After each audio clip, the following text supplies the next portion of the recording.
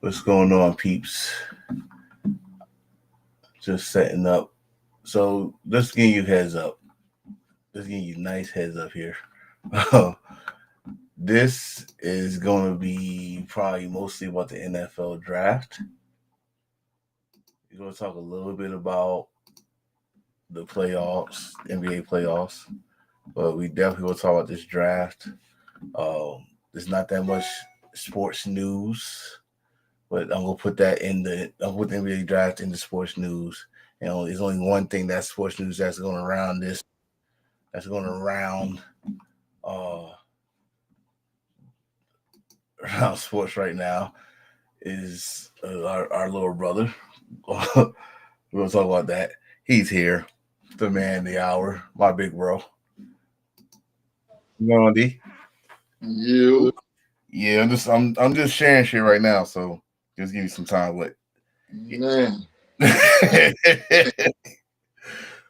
things we gonna talk about today, man, I'm at work last night, so I got the alerts every time the draft came in, and there were some moves.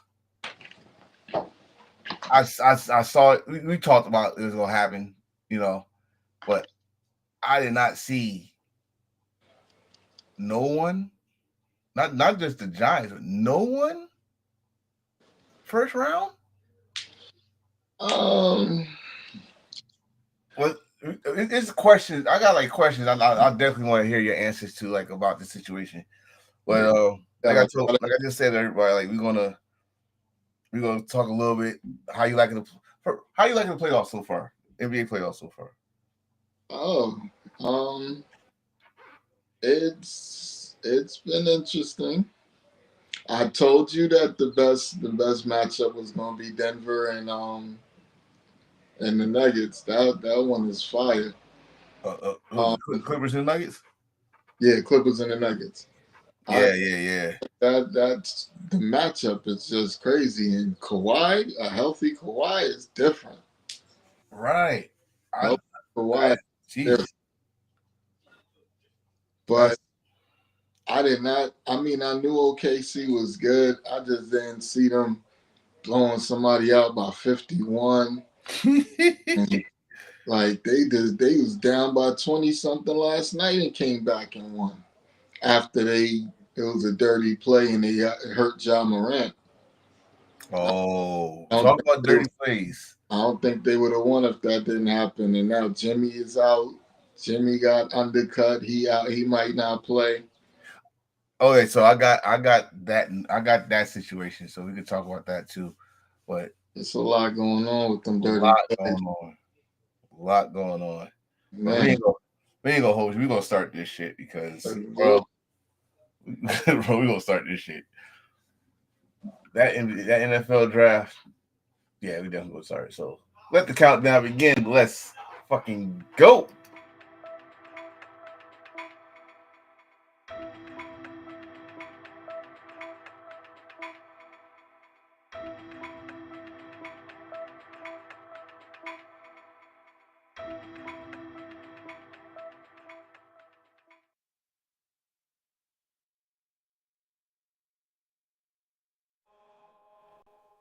Draft day dreams, players rise and fall. Every underdog story, we're given the call. Strategies and highlights, we'll break down it all. With Enforcer on the beat, we're having the ball.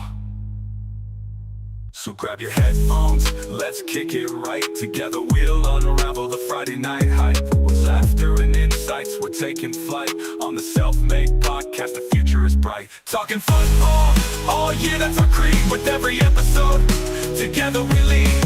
Self-Made Podcast, planted like a seed. In the world of the game, we'll always succeed.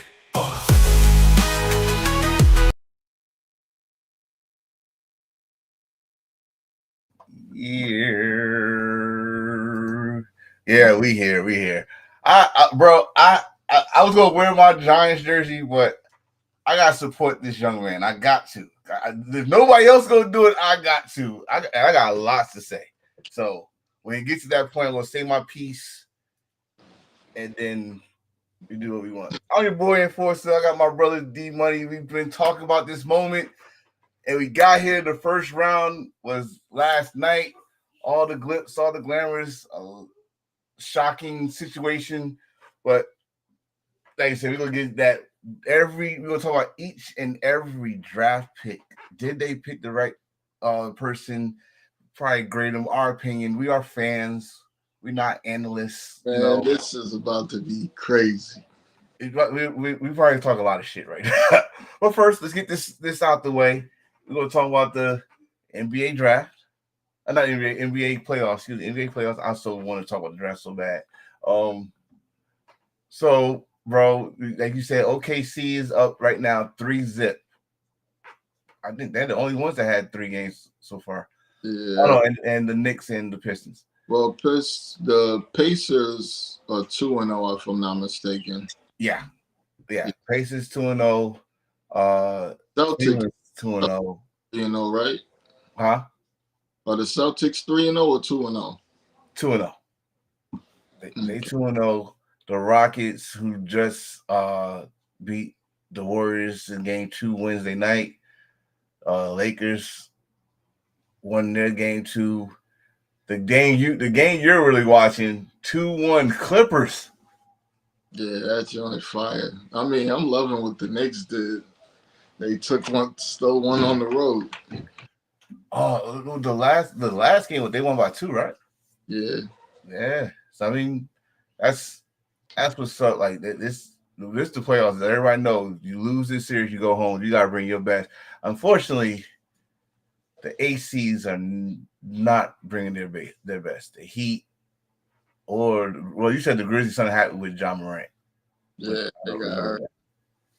But the Heat wasn't supposed to be no real contender in these playoffs. Yeah, nobody was giving them a chance against the Cavs. Hold on, we got some comments already. That's what I'm talking about. Respect to my team, the Lakers. Yeah, definitely. They woke up Game 2. Those Minnesota boys came to play. So wake the fuck up. The Lakers' situation was they wanted to get punched in the face so they could see how hard they could get hit. And then they want to come out fighting. That's all that was. He said the Clippers. Let me go back. He said only good series is the Clippers versus the Nuggets. That's what my partner said. He's interested. That's the game he was looking at. That is the best series there is. Because if you look at it, really, if the Knicks take away Cunningham and stop turning the ball over, each game should be a blowout because they don't have another 2 secondary scorer. The Magic, they're a young up-and-coming team, but they don't have nothing for the Celtics. The Bucks, after you get past Dame and Giannis, they have absolutely nothing. Oh, Kevin Porter is pretty. I like Kevin Porter as a young player, but he's not somebody you could depend on every night. Not yet, at least. Brook Lopez is a whole. You might get one great game out of what's his name, the guy they got from the Knicks, and Portis, and then that's it. Like Landry was the first player. What was he? The first player ever to not record one stat. Like no rebound, no assists, no points, no nothing. Is that okay? I think that was Game 1, and Doc Rivers said, "How can he do anything with no one passing the ball?" And I had to go back and look at it, like, yo, no one passing him the ball at all. He probably touched the ball once. I don't know what to say. Giannis needs to escape while he can. Yeah. You got your ring. You got your ring in Milwaukee of all places. But Miami needs a star. They lost Jimmy, and that was it. If they had Jimmy, they'd have a better chance. But they don't have. Hero is a good secondary player. He's not your primary. Adebayo is good. Bam can ball. But then what? You know what I mean? You got Burke, he's more of a bench player. You got fighting right now. Got that young boy Mitchell. He's gonna be good, but not right now. He's gonna have to grow into it. Like they don't really have They don't have what you need to be a championship team at the moment, or even a contending team for the most part. So they're just built for play-ins and that's it. Like Yeah, Golden State and the Rockets, they gonna go back and forth most likely. One team's gonna have a bad night, the other team's gonna have a bad night. One team's gonna have a bad night, the other team. So they just gonna go back and forth. Whoever has a better night's gonna win that game. It's you, not you, really think gonna be. you think that series gonna go 7? It possibly can. I don't think the Rockets have enough offense, but right now Jimmy's hurt, so we don't know. We don't know what's gonna happen with that. Well, since you brought it up, this was on their Twitter page. Jimmy, who exited Wednesday game in Houston due to pelvis contusion, underwent an MRI. MRI yesterday. The MRI confirmed the injury was a pelvis and deep gluten muscle contusion. He hit his ass on the floor. Hard. That's just a fancy way of saying he hit his ass on. Yeah, they put the medical. So game 3 is questionable. Listen, man, put some ice on there. Need him. He's their defensive catalyst. He's their secondary scorer. Like he elevates them. They need him. They need playoff Jimmy. Need playoff Jimmy. They got playoff stuff. They need playoff Jimmy. Yeah, because I'm telling you, bro. I didn't watch the game. I was doing work, and one of the students was watching it, and I came in right when he got injured. Right when he got injured, and now without Jimmy, they lose. They're trying to say with this what happened was that again I had to look at like 5 different angles and ESPN and Fox and all of them. People are trying to say that Draymond tripped homeboy into Jimmy's legs. However it goes, I don't know, but we know the person that got injured, Jimmy, he fell on the floor hard. After that, it was like, because they was just down by 5. Yeah. After that, they was down like by 15, 17. I was like, okay, yeah, this game over. Game 2's over. So, yeah, they need Jimmy to come back. So if he's healthy enough to at least make a presence, put him on the floor. They need him fully healthy. I don't think a presence gonna do it. Yeah, you gotta do something. I think the regular season. Right. I mean, I'm thinking of classic. You know, you're a Knicks fan, so you know what the Willis Reed game. He just need to give him a shot in the ass and put him back out. Numb the pain and give him enough to go. Hey man, all you gotta do is come to Jersey, New York, get you some White Castles. You can fart that pain away. You good to go. Hold up some Za, heal that shit quick. Oh yeah, you all right, Jimmy? You all right? Get well soon, bro. These are the games for tonight. We got Game 3 on Boston in Orlando, Game 3 Indianapolis in Milwaukee, and Game 3 they are in Minnesota. Did you see him bust Porzingis head wide open? Huh? Did you see him bust Porzingis head wide open? No. Oh yeah, he got hit with an elbow. Guy came down with the ball and was trying to clear it out, but he wasn't really trying to clear it out. It looked like he was trying to draw a foul, flapping his arms and shit. Elbow Porzingis in the middle of his forehead. Ooh. 5 stitches during the game. He came back in the game though. Oh well. He got 5 stitches during the game. Big ass Band-Aid. All right, show some toughness. There we go. We was just talking about this shit last week about tough. All right, I guess you watched the show, huh? He got banged up a little bit, but yeah. Oh, there's something else. I didn't get the picture. I just saw it before the show about Tatum. That I don't know if it's true or not. I didn't look at who posted it. I know they're not trying to keep him for the rest of the playoffs. I know they're not trying to send him out for the whole playoffs. Nah, I doubt it. But he don't need to. He probably ain't gonna be back tonight for sure. I mean, shit, they doing good without him. I was gonna say they don't need him tonight. As long as Brown can give you some quality minutes and be aggressive, you good because you got Pritchard that's gonna give you about 12 to 16. You got Porzingis that could give you maybe 20, depending on how they use him. You even got You got homeboy coming off the bench. Old Father Time. Oh, Al Horford coming in there, giving you quality minutes and actually being aggressive on the offensive side of the ball. that's it. That's good though. That's good. You got somebody that you know what he know that he's not the man Exactly. no more. This is what I was telling you before the playoffs started. Them and the Cavs are deep. Their benches are deep. They got players on the bench that could start on other teams. You know what I mean? So when one goes down, it's next man up for real for them. So they got Pritchard who won six. You got a guy that won 6 man of the year that you could just slide into the starting role. Shout out to Boston on that. You Shout know, out to them. so they in a good position. And outside of Banchero and Wagner, like there ain't nobody on the Magic you got to be scared of. Like so they can weather the storm and sweep them without any issues. Yeah, this is another team that's They will definitely need him next series if he's ready. Pacers are just toying with the Bucks. The Bucks don't even look like they belong on the same court, bro. right? It got chippy. I don't know which game was it. It got chippy where even Dame Lillard. Dame Lillard. I like what he said though. If you took that out of proportion, he said, "I'll bust your ass." You know, everybody thought he was talking about he's gonna fight him. No, Dame Lillard was talking to Halliburton. Halliburton. Yeah, it's talking to him, and he's talking his shit. He's like, dude, I will bust your ass. Chill out. I'll bust. So in reality, I think he would. Yeah, because he did the Dame Time thing at the bench. You know, you do somebody's shit. I like that. I like that. Though. He talks shit. I like it. So before we get to this draft,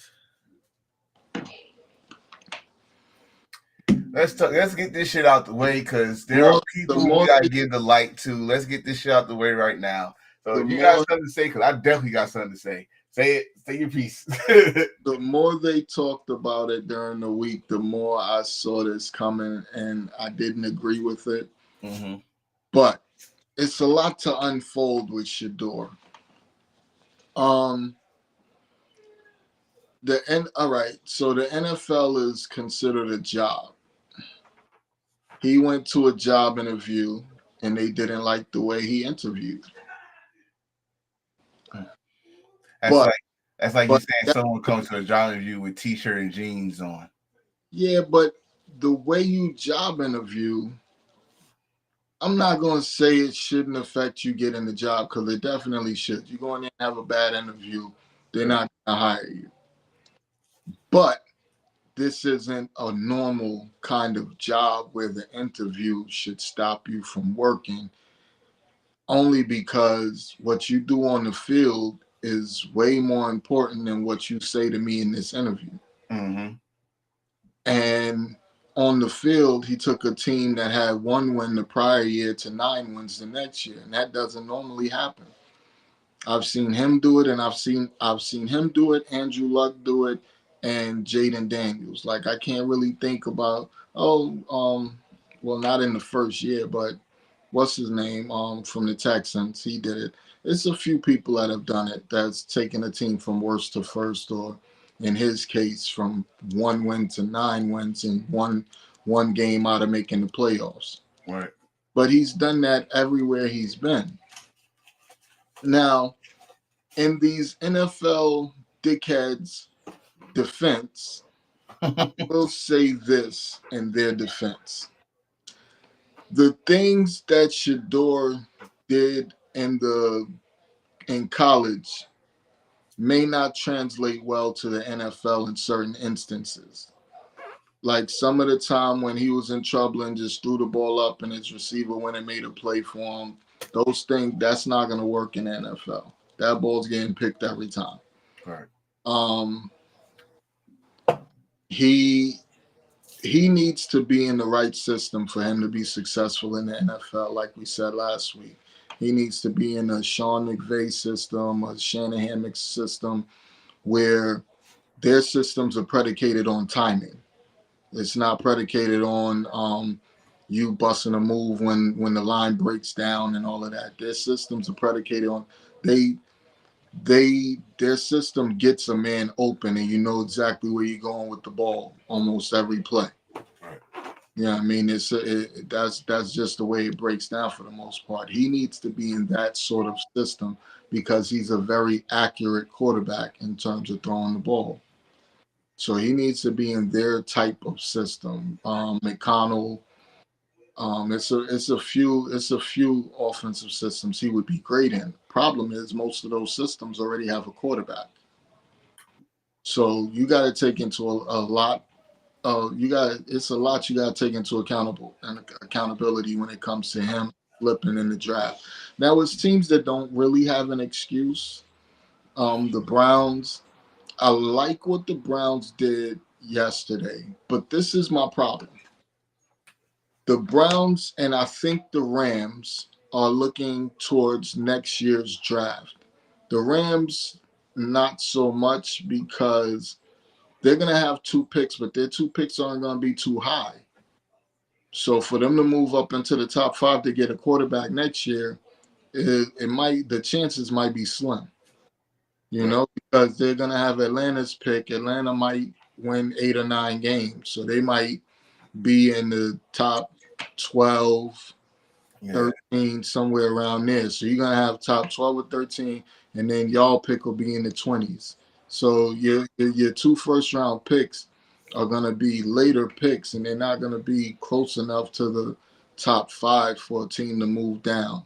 And then the Browns, they're going to stink it up, and you'll probably be in the top 10 and be able to. And then who did they trade with? The Jaguars. Jaguars going to stink it up and be in the top 10 again. So they could move up. The problem is last year, everybody was hyped about this year's quarterback class, saying, oh, Ewers from Texas was supposed to go number 1. He's supposed to go number 2. Beck from Georgia was supposed to go number 1. Right. They wasn't even, Shador was going to go in the top 3. They wasn't even thinking about Cam Ward, who snuck in there and took the number 1 spot. So this is what I'm saying. Everybody is projecting the dudes to be good next year. They're projecting all these guys to be good. Then next year comes and these dudes slip to the 5th round like Ewers and Beck about to do. You dig what I'm saying? Like, they're projecting and bank like the Browns. If they don't take Shador or take a starting quarterback this year, they're or at least a project that you can turn into a starting quarterback if you want him to sit behind Flacco and Pickett. But they're projecting these dudes next year to be good. They're projecting what's my young boy Manning, Archie Manning, to be these monsters. The guy out of LSU, like they're projecting them to be really good next year. What if they're not? You know what Shador do. You know what he do, period. And then from a business standpoint, this is the part that really kills me with teams like the Giants and all that. You draft Shador, you're going to get more TV slots. You're going to have more fans at the stadium. He said he's not talking about Peyton and Eli nephew next year. Yeah, that's what he said. G Manning. Yeah. And it's not even a guarantee that he's going to come out next year. Right. You know what I mean? Because remember, these dudes is making a few million now in college. They don't have to run to the NFL. Yeah, they don't have to come on as soon as a junior here. I'm gonna declare. I could say all 4 years, maybe 5. It's some motherfuckers that's I could have sworn I heard motherfuckers say 6-year senior. Like what? Yeah, sure. The guy Shug, however you pronounce his name, he's been there for a while. He's an older dude. Right, motherfuckers making a career out of fucking college football. You get experience. Like Purdy was a 4-year player. There's other players that play for 4 years. It prepares you more for the NFL when you play longer. So, but the Browns are in a good position because they got a first-round pick, an extra first next year. They got a second round this year. So they can really do something. They got 2 second-round picks in a couple hours. I mean, it was crazy last night. So Uber. when I got three things to say when it comes to this dude, and I'm wearing his jersey right now. One, for all those that before you was not there, but during the season when I said this man was not going to be a New York Giant, and y'all got butthurt and said because he wore some cleats that had New York, all this stuff, y'all. I've been a Giant or football fan pretty much all my life, right? He's black. And I watched the Giants. The Giants has never in my lifetime. This was the best opportunity they talked about. That was surprising enough for me.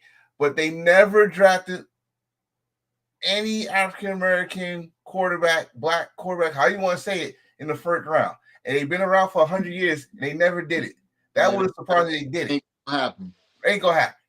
Two, let me tell you about the Giants. The Giants are about defense and time management. That's how they built. It kind of sucks, but that's how they built. They want to go back to that.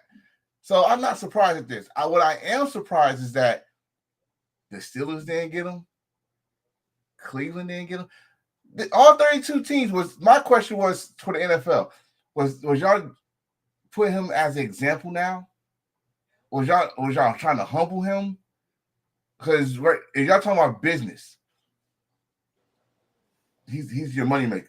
He's one wherever he's going, tickets gonna come on. You're gonna get more, you're gonna be on TV way more. They're gonna be talking about your team every week if he goes. You're gonna be on Monday nights, Thursday nights, Sunday nights. They're gonna be talking about you every week every week. No matter what your fucking record is, they're gonna say your team name every week. He could sit on the bench and they're gonna talk about your team every week. He can sit on the bench with a towel over his face and they still gonna talk. Like I don't get this. No, y'all just left money on the table. No disrespect to Cam. And we're gonna talk about that. Like everybody that got drafted last night, congratulations, proud of you. Make the best of it. But this dude not getting drafted because one, his last name, two, his confidence. But that's the part I don't understand, the last name, because Deion's never done anything wrong. He don't even curse. He don't drink. The thing is, if you want to bring race to this, fine, bring race to this. But his last name was fucking Manning. They be praising him. We don't have this problem. And I'm a Giant fan. I love Eli. Hell, I respect Peyton. But just because this dude got the same swag his dad had when he came out. If you was born and you remember when Deion got drafted, dude had chains on, Jerry curl dripping, all that stuff. He got the same swag, but he got film that backs it up. He's not I'm just here for the stats. He turnaround programs. Don't just look at the Colorado Buffaloes. Go to Jackson State and look at the program how that was before Deion and his sons got there. Building sold out. They never sold out their stadium. You know, part of my biggest problem with this whole situation, you got these bitch ass niggas that keep leaving all these anonymous quotes about this kid. Why y'all don't put your name on it then, pussies? Like, you just sitting around talking crazy about this kid and tearing him down every second of the day for 2 months. But you don't ever want to put your name to it. Why you got to be anonymous? That's some bitch ass shit. Like, never tearing this kid down and trying to ruin his career for what? He did nothing to these people. Because he's not the humble guy. Like, this is what I've been dreaming about doing all my life. He don't gotta be humble. He got to be. He got the confidence. Like, dude, anybody, and I just told my wife this. I used to watch the draft on like religion, right? I remember how many quarterbacks came out and said this and that. Oh, I'm gonna make sure the teams that didn't draft me gonna regret it, or blah blah. What's his name? Josh Rosen, that was with UCLA. I never gonna forget because I said that day. You better back up what you said, because you better back up because the NFL don't play. And now he driving Uber. You know what I'm saying? So y'all like this. Yeah, he got confidence. That's nothing wrong with that. Give him a chance to back it up. Give him a chance to back it up. Yes, this is a grown man's league. But dude, he's smart. The dude know not to try to throw in triple coverage. I got to check down running back. But I'm glad that he fell for more than one reason. For one, I didn't want him to go to none of them trash ass teams anyway. Yeah, I mean, he needs to go to a good situation where he can be the heir apparent to somebody or take over a good franchise. You know what I mean? The problem is the good franchises have quarterbacks already for the most part. But I'm not gonna say the Steelers aren't a good franchise. I'm just gonna say they ain't did shit in a while except for have a winning record every year. Or yeah, at least not have a losing record, I should say. I so when you say that, because you say my damn Giants, but they are ass. But still, I would have. You don't know what you're gonna get. Like last year, we know how good Jaden Daniels was. Well, a lot of people didn't. They didn't think he could do what he did last year. Boy took a sorry ass Commanders football team, Redskins, whatever you want to still call them, to the NFC Championship game. Right? There was one game away.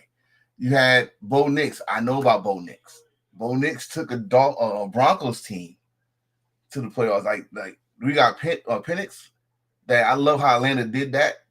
Even though it was Kirk Cousins that was in front of him, but he's ready this year. You know, we don't know what you're gonna get until you give him a chance. You might get a Jamarcus Russell. You might. Or you might get a Jaden Daniels. You just don't know. But the fact that y'all did all these reports, first of all, I don't know who these fucking scouters that said this and that about them that put this out here. Y'all tried that shit years ago with Dan Marino. Y'all tried that shit years ago with Drew Bledsoe. You tried that shit years ago with some other quarterbacks that Tim Tebow, all of them. When they this and that. Lamar Jackson, perfect example. Sorry, I like that one. Perfect example. Lamar Jackson that got him to be the last quarterback in the draft, and now he's a 2-time MVP. You don't know what the fuck you gonna get to. They was talking about he need to play running back. He need to play running back. They did this. Who else? They did that shit to They did shit to well they actually did the Cordell Stewart, but then he became quarterback. But it's just nonsense, man. I don't like that he got slipped out. Well, I am going to agree with you this way in this response. Now that he got pretty much blackballed from the first round, this, like he said last night, fuel his fire more. Because when you do get that team, because they're gonna draft you, you're going to the league, bro. Yeah, you're going to the league. So they draft you. That's your motivation. That's your chip on your shoulder. You're gonna have a chip on your shoulder the size of King Kong.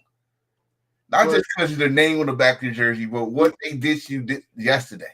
Now the other great part about him getting not drafted in the first round, there's a lot less pressure for him to be the savior of the team wherever he goes now. Mm-hmm. Wherever he goes now, he don't got to sit there and put everything on his back, even though he has a chip on his shoulder now, which he should. He doesn't have to come in immediately and just this franchise. Right. You know, if he would have went top 3, they'd be expecting him to save the franchise. They'd be expecting him to be the starter day one. They'd be expecting him to be great day one. Yeah. And the problem is you have the Jaden Daniels of the world that came in there and balled out. You got what's my boy from the Texans? You got too many recent CJ. Yeah, you got so much recency bias right now in terms of success that young quarterbacks are having. Look, almost every quarterback that got drafted last year went to the playoffs. That's crazy. That's crazy. Like you had what, 3 or 4 starters out of yeah. It's been a long time since playoffs had 4 Jaden, even whatchamacallit made the Pro Bowl. Dude from the Patriots, Drake May, made the Pro Bowl by accident. You know what I mean? So you got too many examples of young quarterbacks that were successful that went in the first round that he was gonna have to be great off the back. Yeah. Now that he's in the second round, out of the last 25 quarterbacks that went in the second round, 2 of them have been good. 2. I like, so first of all, definitely agree with what you said. There's no pressure there. You're not gonna come and get the savior shit. But still, I just like y'all know how good the boy is. Do he deserve the first round? Yes, he does. But since in the second round, don't try to say, oh, we knew we was gonna get you in the second round. Because I got more to say about that situation later. But when you do get drafted, I'm not saying change who you are. Just remember what you said. Remember what you said. I watched that shit at least 4 times while I was on break. You said you want fuel in the fire, legendary. This was not what you expected. One of the main reasons I would draft him is because he has the mental capacity to play this game. Like this, and he has the it factor in terms of winning. So you got guys that have physical ability, but they don't have that it factor and they don't have that mental. Like I understand why the Giants took Dart. Dart has a higher ceiling because he can run and throw, and he's a bigger quarterback. But Dart don't have that. He don't have the mentality, and he don't have the brains that Shador has. He's gonna make a lot of mistakes, and if you rush him, he panics. Like I said, I got more to say on, especially on that situation, because bro, I'm reading shit. All these comments from last night. It's the Giants shit, NFL shit, Twitter, all that stuff. I got a lot to say on that situation. I'm just gonna keep it on him though. Like his mental toughness. This is one thing I think I definitely go to give Deion the credit of. He raised them to be mental tough. He raised them ready for the moment. Ready for the moment. Because Deion knows Deion is the moment. Like Deion was the moment. You know what I mean? So like, yo, you go have the football IQ, you go have the swag because it's in your DNA, you know. But you also I'm gonna get you ready for when the media praise you, and then when the media turns on you, because that's what they did. They praise you, they put you onto this pedestal so they can pull your ass down. Yep. And that's exactly what they did. They pulled not only them. All year he was a top 2 quarterback. Top 2 all year. Top 2, number 1. When you look at his stats is up there in terms of passing yards, touchdowns to interception ratio. He was number 1 in college in completion percentage. Never had an offensive line. Never had a run game. None of that. And he still pulled all of that off. So for them to think that he can't play is insane to me. It's so insane. But man, listen, I wear this in support because I know once I get that notice, because if I miss it, I'm gonna get the notice. I'm wearing this, so you gonna get drafted, bro. So let's get to this fucking draft. Let's talk about it, bro. Let's talk about it. First of all, congratulations to each and every one of these guys. There were some trades in the middle of this motherfucker that we're gonna talk about and the details of those trades. Did we get it right? I think we got at least 4 or 5 of these right, but especially number 6. But let's get to it. The very first pick, number 1, Cam. That was the easiest pick of the night for everybody. Easiest. Like the Titans. I like, first of all, y'all need the quarterback. But I feel bad. I'm not gonna say I feel bad for Cam. You're an NFL player. You're making millions. He had 1 college scholarship offer. 2. When he started. He had 1 college scholarship offer, and now he went number 1 in the draft. No, he had 2. He had 2. So he had 0 stars.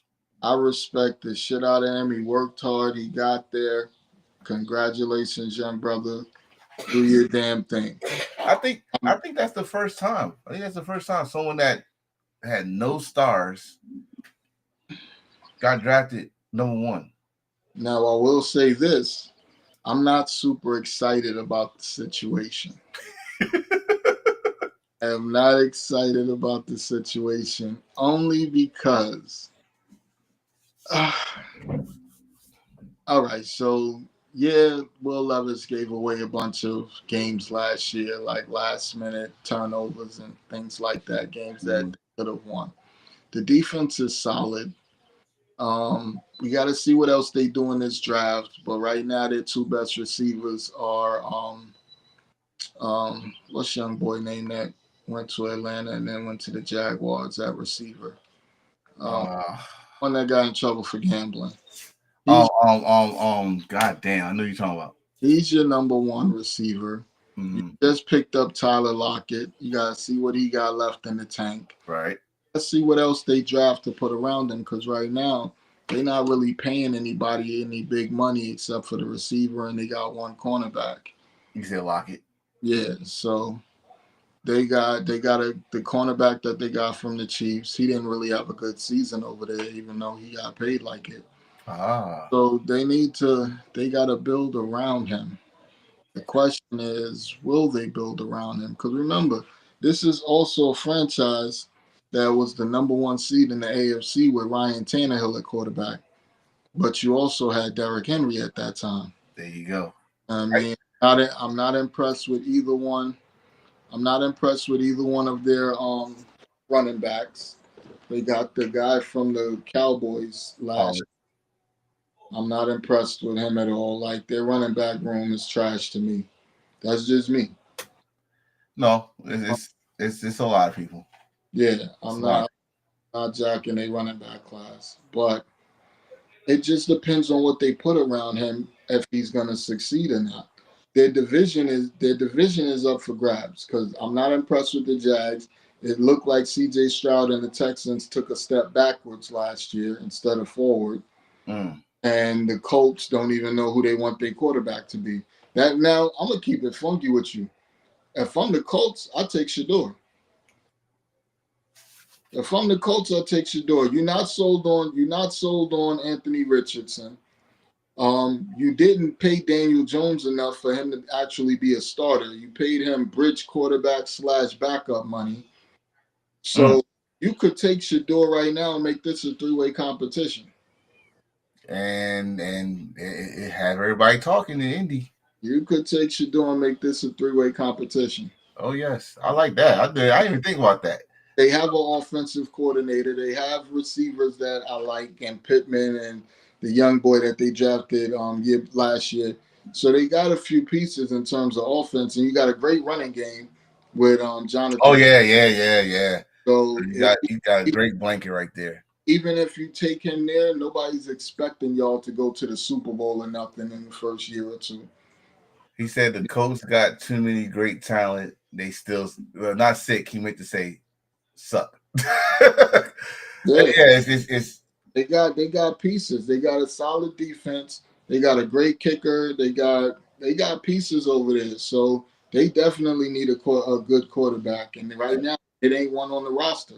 I'm about to say, and that could wherever. The head coach is a good offensive coordinator. That's what I was like. Anything that Shador, he got time, they could work with him because you got other pieces around him. Exactly. Shit. That would be a good landing spot for young boy. So we didn't take long. We did not take long. No, we didn't, because before we get to number 2 spot, we got a trade alert. Cleveland trade their spot, which was number 2, to the Jacksonville Jaguars for, let's see, Jacksonville Cleveland received the 5th overall first round, which they did, 36th overall pick in the second round, 126th overall pick in the 4th round, and a first round pick next year. The Jacksonville will get, what they did was the second round pick, 104th on the 4th round, and the 200 pick in the 6th round. So who did Jacksonville get? Jacksonville took the boy. And you notice right there it says wide receiver / corner. You think Jacksonville will have this man playing both? I'm hearing that they might let him get a few snaps. I think they will be better off playing him at corner. Just my humble opinion, because he can shut down one side at corner. So let me replay, or at least try to replay what you said about this. You'd rather have him play corner. I think you and, crazy enough, you and Ryan Clark said this. It'd be easier for him to be all-pro corner than an all-pro receiver. All you gotta do is get 5 interceptions and you in the runnings for the Pro Bowl. They said all the pressure on Trevor Lawrence. His ball skills are crazy. So you put him at corner, he can shut down one side of the field. At receiver, he would be the number 2 receiver behind Brian Thomas Jr. because Mm. he's a baller. He, Or you can make him a matchup problem, put him in the slot. yeah, last year I actually wanted because they was inquiring with the Niners for that number 16 pick to trade for Ayuk. And I wanted the Niners to trade Ayuk to them for 16 so they could draft Brian Thomas. And Brian Thomas came out and did exactly what I thought he was going to do. He was Oh, crazy on a bad team.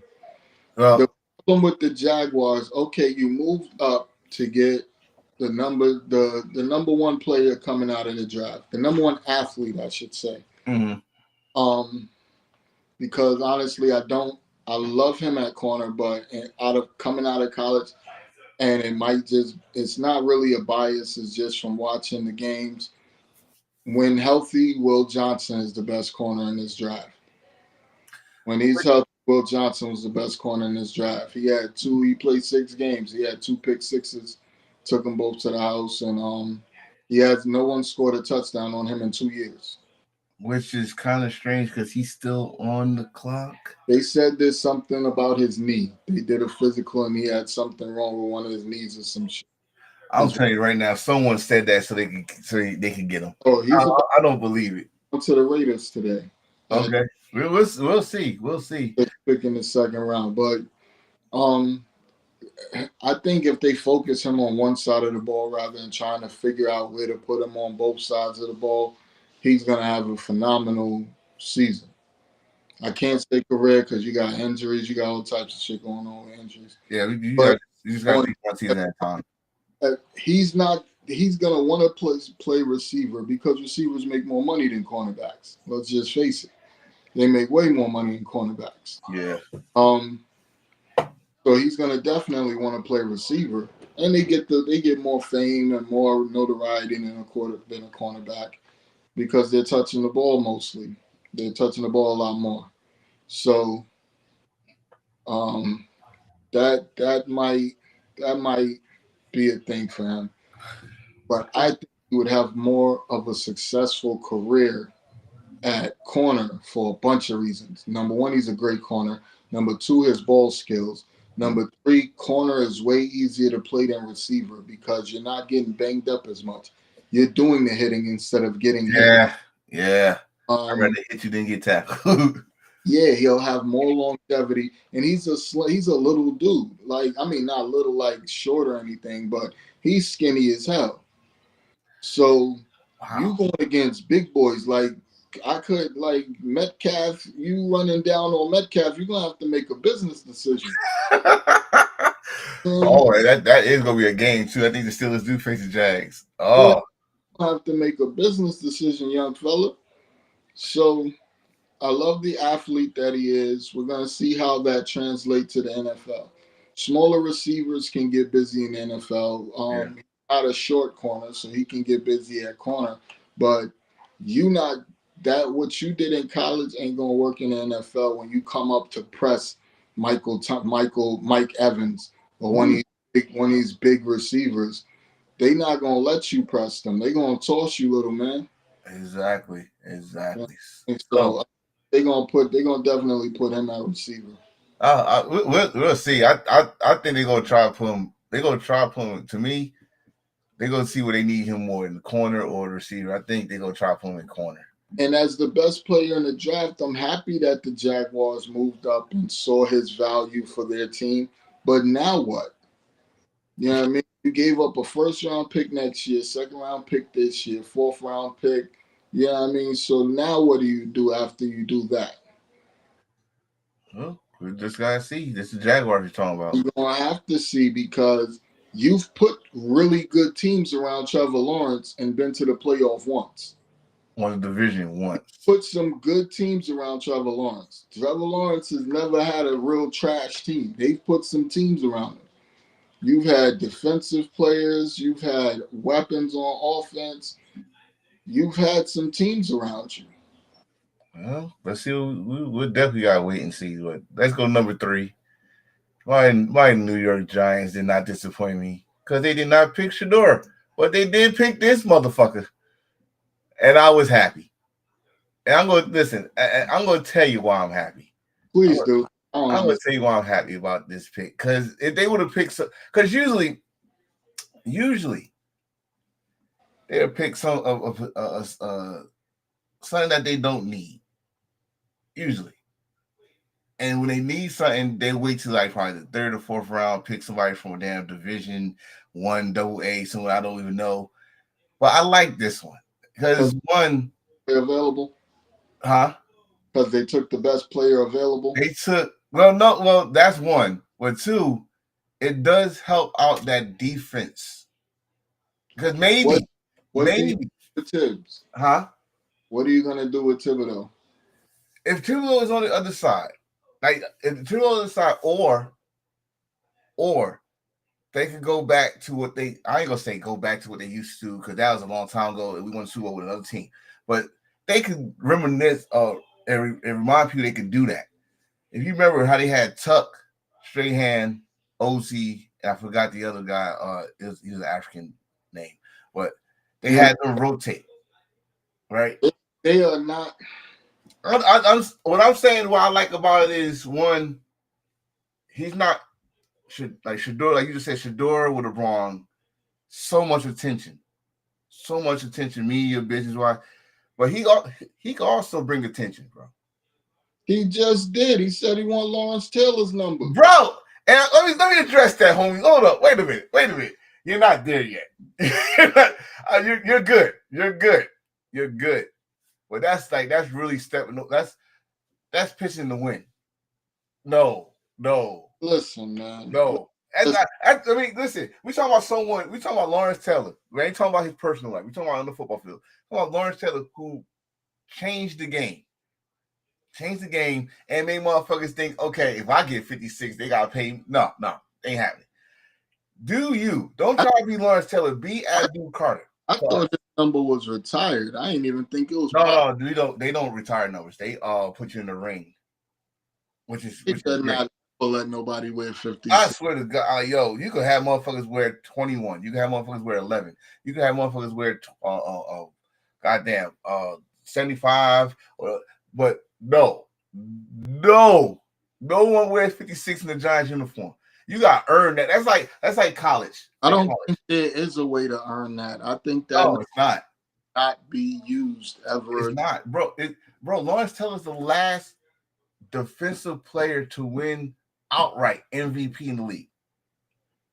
You know what year that was? They need to leave that alone. We talking about 40 damn years ago. No, I mean, but I liked it just because one, like you said, he's the best player available.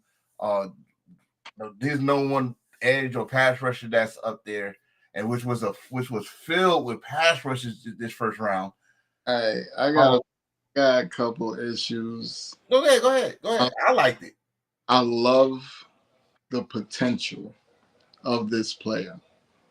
I love the potential of this player, but. You reek. You want to say but? So what, man? Yeah, but all right. Number one, he missed the combine because of an injury, so you don't know if he's gonna be injury prone. Number two, he's only played pass rusher for one season. You know what I mean? So you don't know if he's gonna stay as good as he is. Right now, he's an amazing athlete, so I expect him to. Mm-hmm. Expect him to stay. I expect him to get better. Three, he's not really good against the run. Which is almost every edge rusher. Yeah, no. There's a lot of edge rushers that's great against the run. He's not good against the run, but I think he just needs to bulk up a little bit. I think once he bulks up a little bit, he'll be able to fight off those blockers. I love him. I just don't love him for the Giants. And the reason I don't love him for the Giants is because he was not a top 3 pick in the draft need for the Giants. You know what I mean? Like, I can understand if they didn't have no pass rush like the Panthers or the the Patriots, like they don't have no pass rush. You drafted a pass rusher 3 years ago with the number 4 pick or number 5 pick. So Who turned around and traded for Burns and then paid him top dollar. let me because this is one thing I had a discussion this morning. The one thing about the Giants, there's never too many pass rushes. When I say that, this we're not that team where we had that one dominant pass rusher that we know guarantees going to be at least 10 to 15 sacks. We was on our way there with Dexter, with Lawrence, but he got hurt. Right? But he's a defensive tackle. Like he's not Aaron, you know, he's not Donald. He's not Donaldson. But he's top 5 in the league. Yeah. So to keep him, I like where you can have more help on the edge where Lawrence won't get triple teamed. Yeah, but you say that they could never have enough pass rushers. But since the Justin Tucker and Strahan days, they haven't done this. They haven't gone out and intentionally had 3 top pass rushers on the same team. So you can't say they've only done it. So you can't treat it like it's their MO. And this but for some reason, you could go back to when I'm talking about our lifetime. I ain't talking about our lifetime.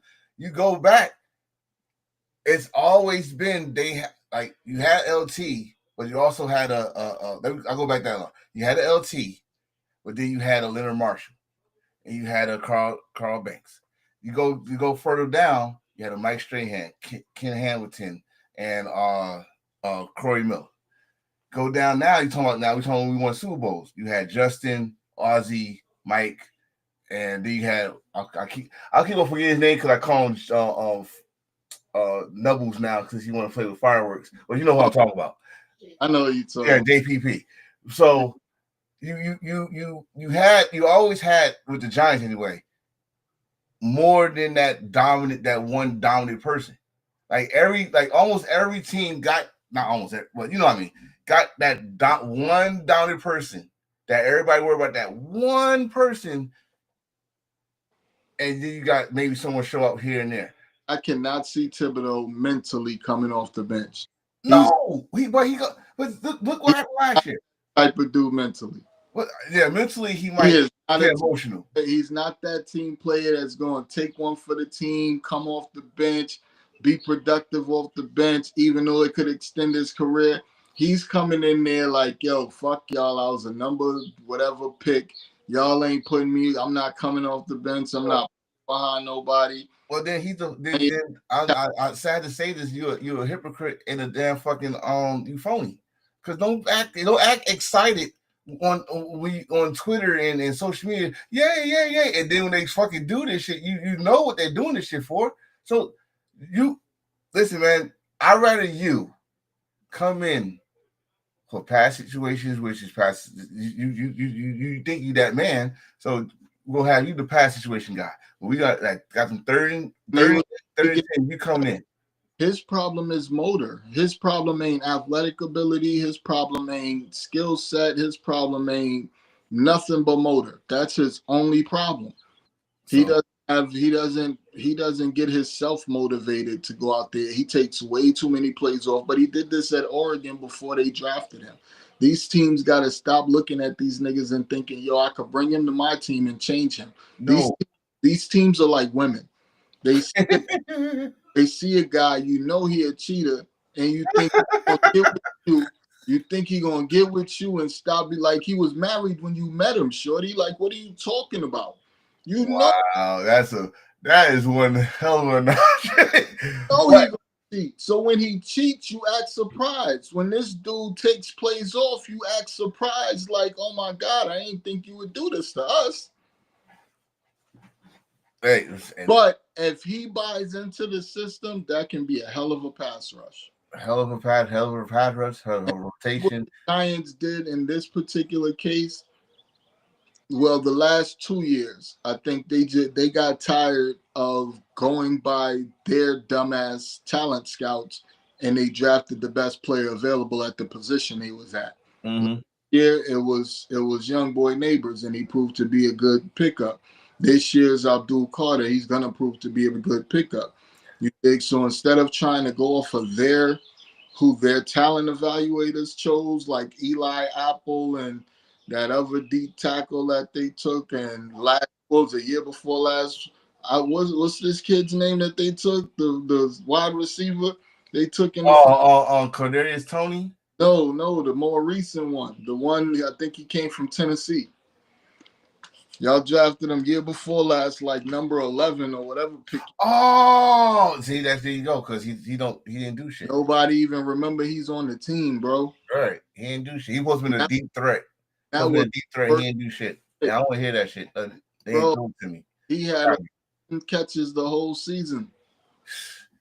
Well, I liked it. A lot of people like.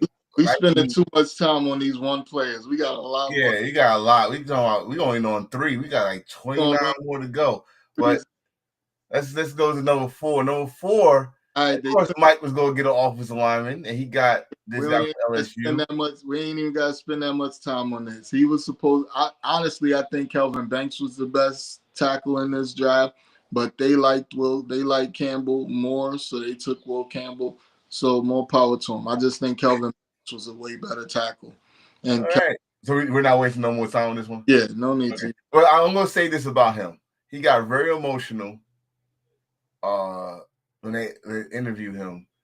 So shout out to him and his father, because that was probably his only highlight that I could remember. Yeah. Next, Graham. I'm so happy for this dude. I'm happy for him. Happy for him in terms of being drafted. Yeah, I'm not happy with the destination, but excited about the team. But I'm excited for him. That's my guy. Well, wait. Now, hold on. I'm not happy about the destination, but the potential that might happen. I don't know. I'm just saying. I'm trying to think positive on the situation. He's gonna have a career. The team itself is gonna have a good defense. The team is going nowhere. That's my problem with it. They'll have like this. There'll be a wild card. There'll be a wild card team at best. That's possible. But then again, look at the AFC. You got the Chiefs going to the playoffs. You got the Chargers most likely. You got the Broncos, who has potential to keep going back because they just did some shit on defense this year. Bro, they went hard. Buffalo. I think their window's closing. So then you in his own division. If the Bengals could fix that defense, you got the Bengals, the Ravens, and the Steelers. Bro, it's you got the Texans. Possibly could have the Jaguars if they get their head out of their ass. See, I'm just talking about career wise, because I can't career wise. I expect if he's next to Myles Garrett, he'll never have a double team in his entire career. He will get busy on that D line. Right. Because if we go by the teams. We got to worry, you got to worry about the rest of the situations that they got going on. It's Cleveland. Their defense is going to be fucking outstanding, but they're going to be on the field all the time. Yep. So we know how good, and we definitely know how good the 1 year that we thought, they finally got it. Their defense was top three defense. But then you fucking broke the offense down. Then the defense was in the mid of the list. Because they was always on the field. Myles Garrett can have all the quarterback graveyards he want. If he's on the field, that's why. He's on the field all the time. So hopefully, like you said, there will be no double team of Myles Garrett because you'll be worried about this young man and us here in the Michigan Wolverine fandom land. Yeah, we love it. Happy for him. We love it. Love it. So let's go to number 6. Number 6, we have this. We called this. He disappointed me yesterday. What, the Crocs? Yep. He disappointed. The suit was. I like the suit. I like the suit. To the camera pan down. I was like, this motherfucker wearing Crocs. I was so tight at them Crocs, bro. Because I'm a shoe guy. I'm a shoe king. And he hurt my feelings with them That Crocs. was a dope ass suit, bro. I I love wanted that. on the red carpet and sucker punch him while he was doing his interview. Cause I couldn't believe he did that. You ain't do that to me. You ain't do that to me. All right. Besides the Crocs, I like it, but I like it, but I don't love it. I like it because they need a run game, especially with a trash quarterback like you got. You need a run game, which they could be another team that takes Shador and sit him. I was just about to say that. But you need a run game. So now you got a stud running back, you got a stud tight end. Then what? I like their offensive line. They were solid last year. Okay. But then what? You don't have a number one receiver. You have a number two in Jacoby Myers. But after that, you have nothing on offense. That's why I said I like it. I just don't love it because and your defense is trash. Especially take Max out of that. You got Crosby out there giving his all. You paid whatchamacallit from the Dolphins all that money. He ain't did nothing. Like you let your best linebacker go to Atlanta. Like I don't know what they're gonna do on defense. Like I don't know, but Carol, you got some work to do on that. There's no Legion of Boom there. They got to spend this draft on wide receivers and defensive players.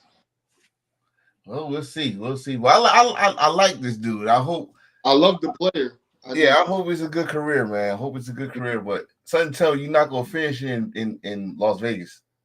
I think he's gonna have a fantastic career.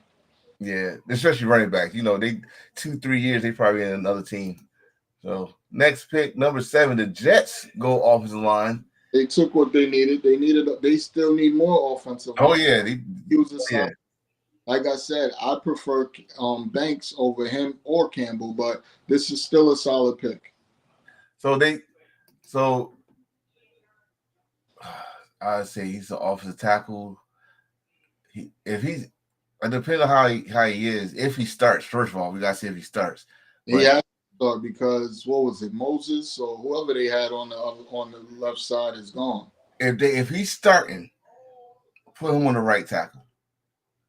Who's the right tackle now? I had no idea. My boy just came in. Only one. You a Jet fan? Who's your right tackle? They had Moses on one side and they had Tyron Smith on the other side, and I don't think neither one of them are there, so they needed him. He's going to start on one of them sides.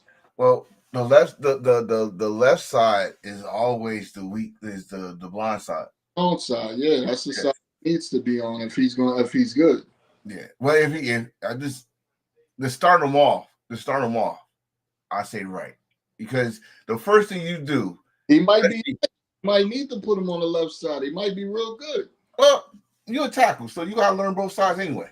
Yeah, learn both sides anyway. But shout out to him. Congratulations, young man. You are in the New York area, so be prepared for that media. they're evil. Number 8, they got him. Didn't understand it. So wait. Because we talked about this young man, right?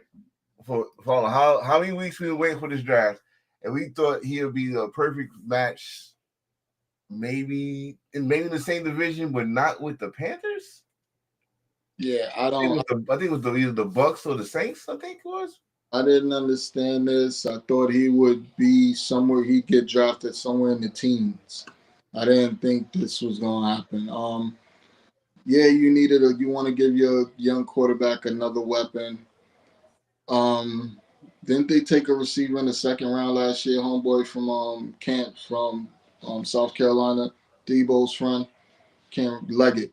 Is it Leggett? Xavier Leggett? I'm not even going to front. I got the camera in my face. I ain't going to lie. I know you know. Yeah, most positive. They took Xavier Leggett last year.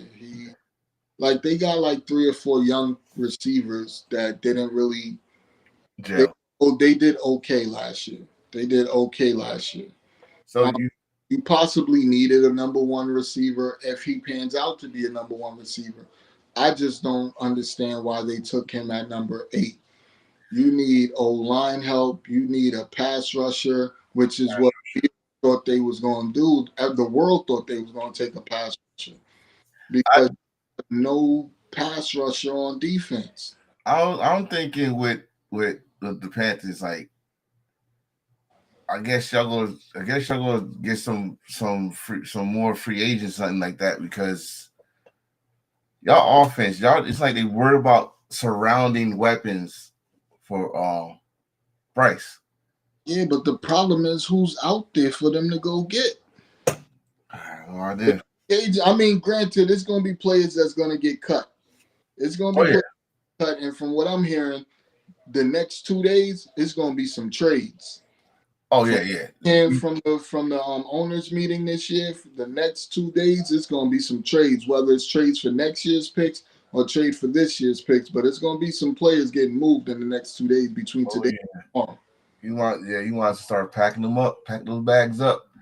But I mean, we'll see what happens. As I don't like for him, I think he needed to go to a team with a more stable receiver room. I want to ask you. As for him, you think he would gel with Bryce? I think the team is too young at receiver. I think he would have fit good in Dallas, being the number 2. I think he would have fit good with certain teams that wanted him. The Rams wanted him. It was certain teams that wanted him. The Lions, I think they wanted him. I think he would have fit good in certain teams. I don't really like the scheme fit. I don't like the receiving core around him. Like, he could go in there and be a number 1 immediately. Mm-hmm. But is he ready to be a number 1? We're going to find out. Oh, yeah, real quick. You're starting, kid. Next, first round, number 9, got an old tackle. I love it. They needed O lineman. They got the best one to me. To me, he's the number 2 offensive lineman in this draft behind Josh Simmons. And Simmons is coming off an injury. But to me, he's the second best offensive line in this draft. Shout out to it's a very solid pickup. Now, see, the crazy thing is, I'll go, like what I said about my man with the Jets, I definitely put him left side. I seen his size. I don't think he even got no pressure on him. Like, he played great competition. Right. Hell, I remember what he did at the big house. Yeah. He got like a couple pancakes at the big house. I remember. I remember you. Let's go to number 10. Number 10, Chicago. They get our boy Loveland. Hey. It's so funny because I was listening to this Birdhead Cowherd. Oh God. Talking about him a couple of days ago when he had somebody on the show and he was saying he doesn't understand why teams are so in love with him and all of this other shit. Then after he gets drafted, this dude starts saying, oh, the Bears are going to be a playoff team now that they drafted him. Make up your mind. When it comes to Colin, man, Colin says shit just so he can make clips and put it on his social. It's like right now, if we was right now and I said something negative about Lunley, I won't, because I watched this dude his whole Michigan career. And then the next week, like, this boy, he got the hands of it. Like, no, you just doing shit just to make sure someone come and watch the show. Exactly. We know who the fuck you are, man. You don't have to do that. But I like this for the Bears. Listen, I really do. I don't like it for him or the Bears. Yes and no. I don't like it because you already paid tight end. They just paid Kmet. Why are you drafting a tight end in the top 10 if you just paid your tight end to be your starting tight end? So they can do the two tight end thing, and I think he's going to be more of a receiver than a blocker for them. So I'm cool with that part. But for him, I would have liked for him to go to a more stable situation, because you don't know what this dude Williams is going to do. You don't know. He had weapons last year and stunk it up, but he had a horrible coaching staff. This year, you have an offensive coach, an offensive head coach. So we got to see what happens. Yeah. But I'm happy my boy went. I'm happy he was the first tight end off the board. Because think about it. Last year, Michigan had a run offense. They Yeah. didn't had like how they say it's a run heavy and impact. They No. had a run offense, and he did numbers. And that's the One of crazy the part. worst passing offenses in history. That's the crazy part. We was just running the ball. Our quarterback sucked. Running backs, tight ends, everybody just ran the ball. So I'm happy for him. I'm happy that he went in the top 10. I'm happy he was the first tight end off the board because he deserved to be. He's better than Warren. And he's find out till last night he's 3 years younger than Warren. I didn't even know that. That's right there then. I be thinking all these dudes the same age. Oh no, like you said earlier, some motherfuckers make a career in college. Yeah, he 3 years younger than Warren. I think that's number 11. Who the hell? Who's number 11? Number 11. Say it. The Bang Bang Gang. Say it. So y'all got the D in from Georgia. How you feel about it?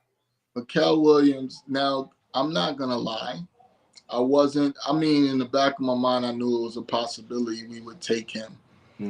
But I thought that they were going to take Walter Nolan or Mike Green just because of the productivity.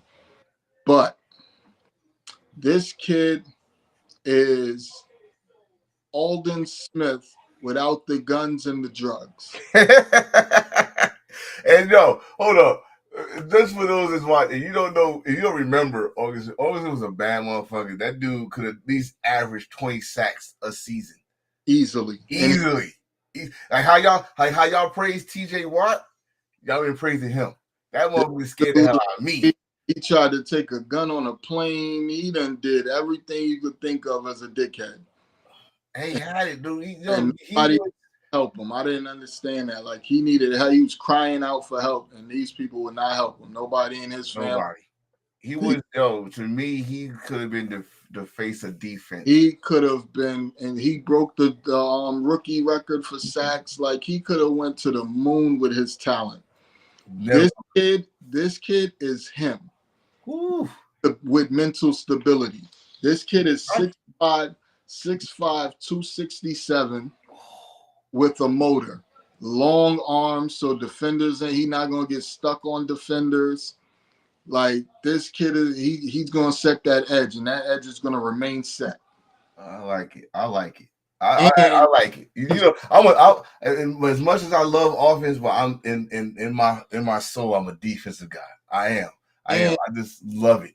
So and they can move him inside and put him at D tackle on those NASCAR packages. I gotta see more about him.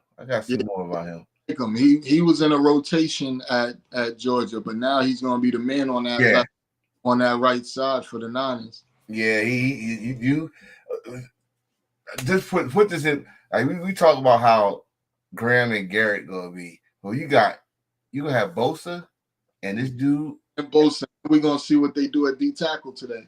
Oh my God, that's scary. That's scary. Just think about it. We got 3 picks today. I can't wait. I'm feeling. Oh yeah. What time comes on? 8 o'clock. 8 o'clock. Yeah. I gotta keep an eye on that.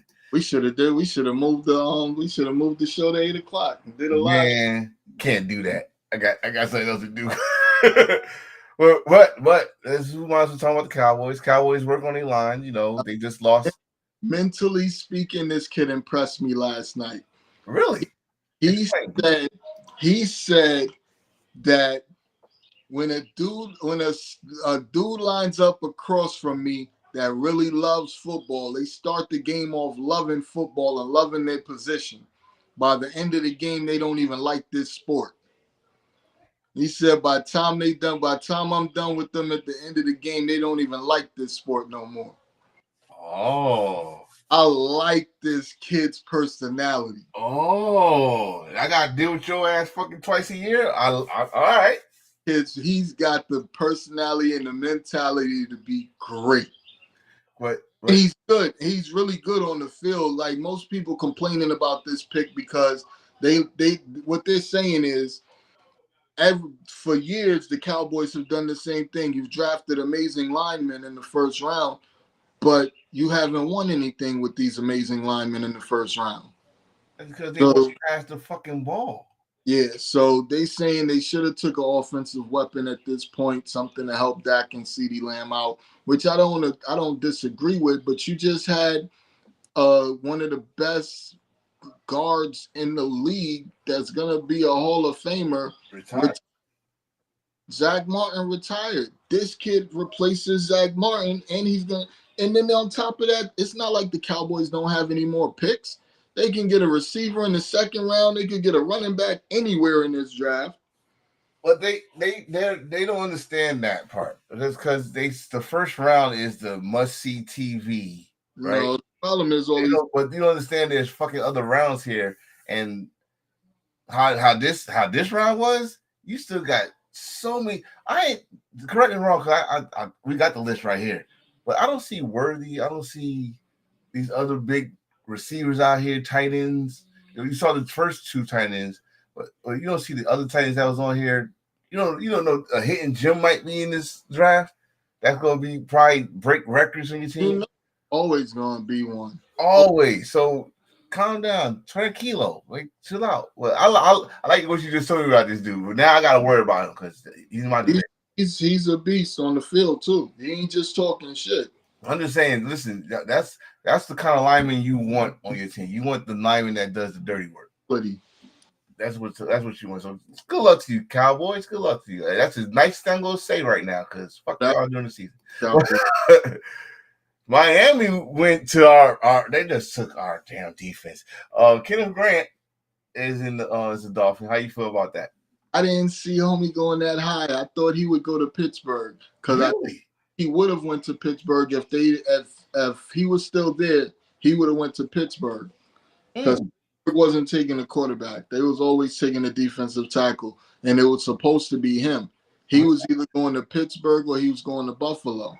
Which is really still confusing. Like, we'll get to that when we get to them. But yeah, that's Michigan.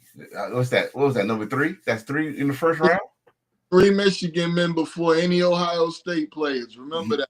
Remember that line. Remember that. So congratulations. Do your thing. Yeah, he's gonna be an upgrade on that defense. Cause remember they traded Christian Wilkinson to the Raiders. Well, he went to the Raiders. They didn't trade him, but he went there. Right. This is why I really want Shedeur to go there. They got a great tight end in Warren. You got Pittman as your number 1 receiver. You got They got a few weapons. They got a very solid defense. I think he would be great over there. You know what's crazy about this pick? It's crazy that I think. Was it? I forgot. I don't know if that was him or not. One of the ex-coaches, I don't know if it was Saturday or one lineman, I think it was Saturday, said that he reminded him of Dallas Clark. And as soon as he said that, that's when he became favorite for the Colts. I think he's faster than Dallas Clark. Dallas Clark was slow, but he was always open, great hands, great blocker. Dallas Clark is amazing. Right. But I think he's faster than Dallas Clark. I think he's taller than Dallas Clark was. This kid is nice. He's going to be a problem. He's going to be a matchup nightmare for defenses. He can play. Like, he can flat out play. He just ain't better than Loveland. Coach, get us out. Get Shedeur. I mean, it will make the most sense. And you have some primetime games back in Indianapolis. I'm telling y'all, it's been missing.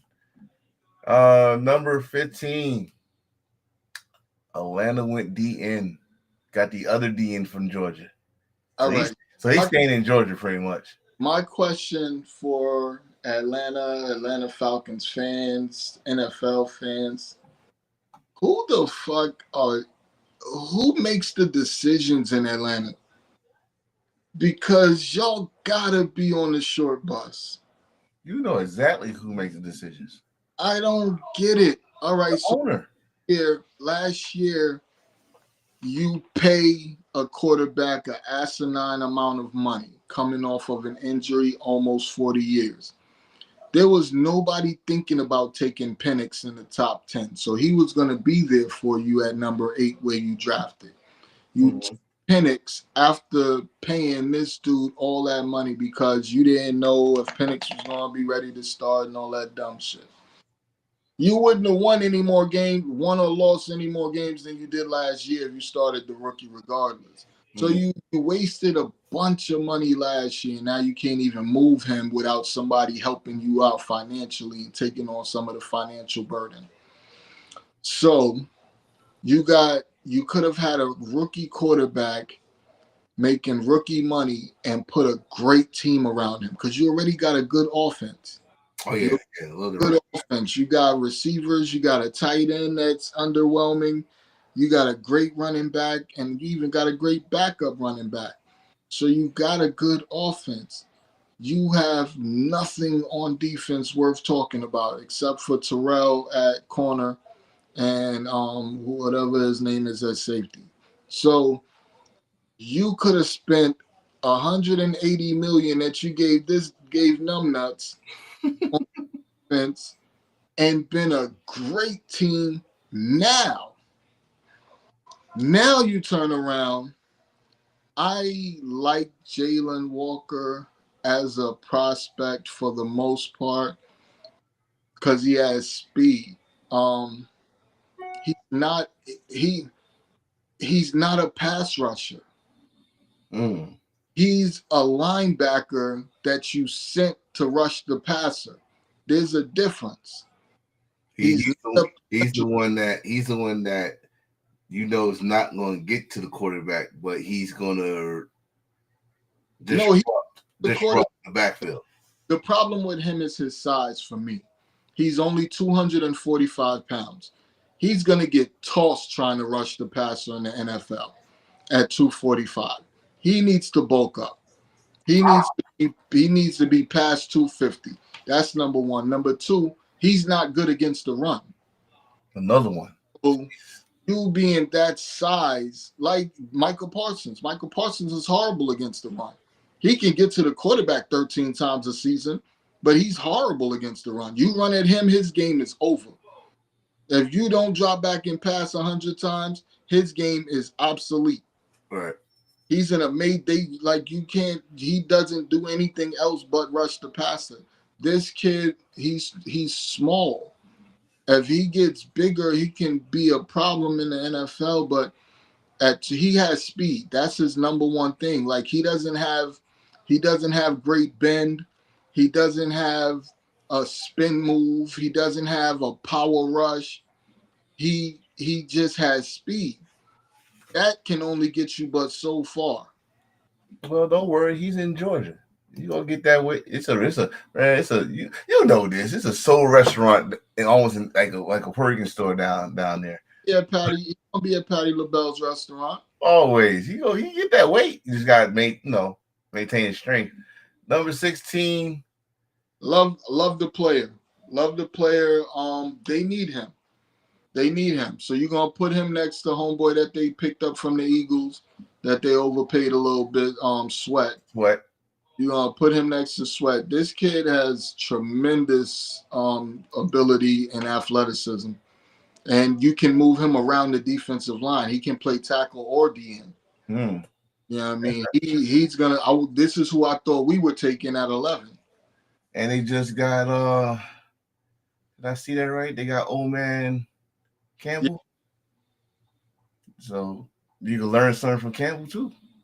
Yeah, so I like him, and it might be a good fit. I just never see them as a good defensive team. I mean, it's been a long time since the Cardinals been a good defensive team, but he's a great pickup. We're definitely gonna see. We're definitely gonna see. Number 17. You know I'm gonna see. Number 17. So I work with a Bengals fan, and he was surprised about this pick. He was very surprised about this pick. But we were just talking about it. The Bengals got to work on their defense. Like you put all your money on your one, how they said it, 1A, 1B receiver. The reason I'm not surprised because the Bengals are complete morons. I expected them like this. You know who this kid is?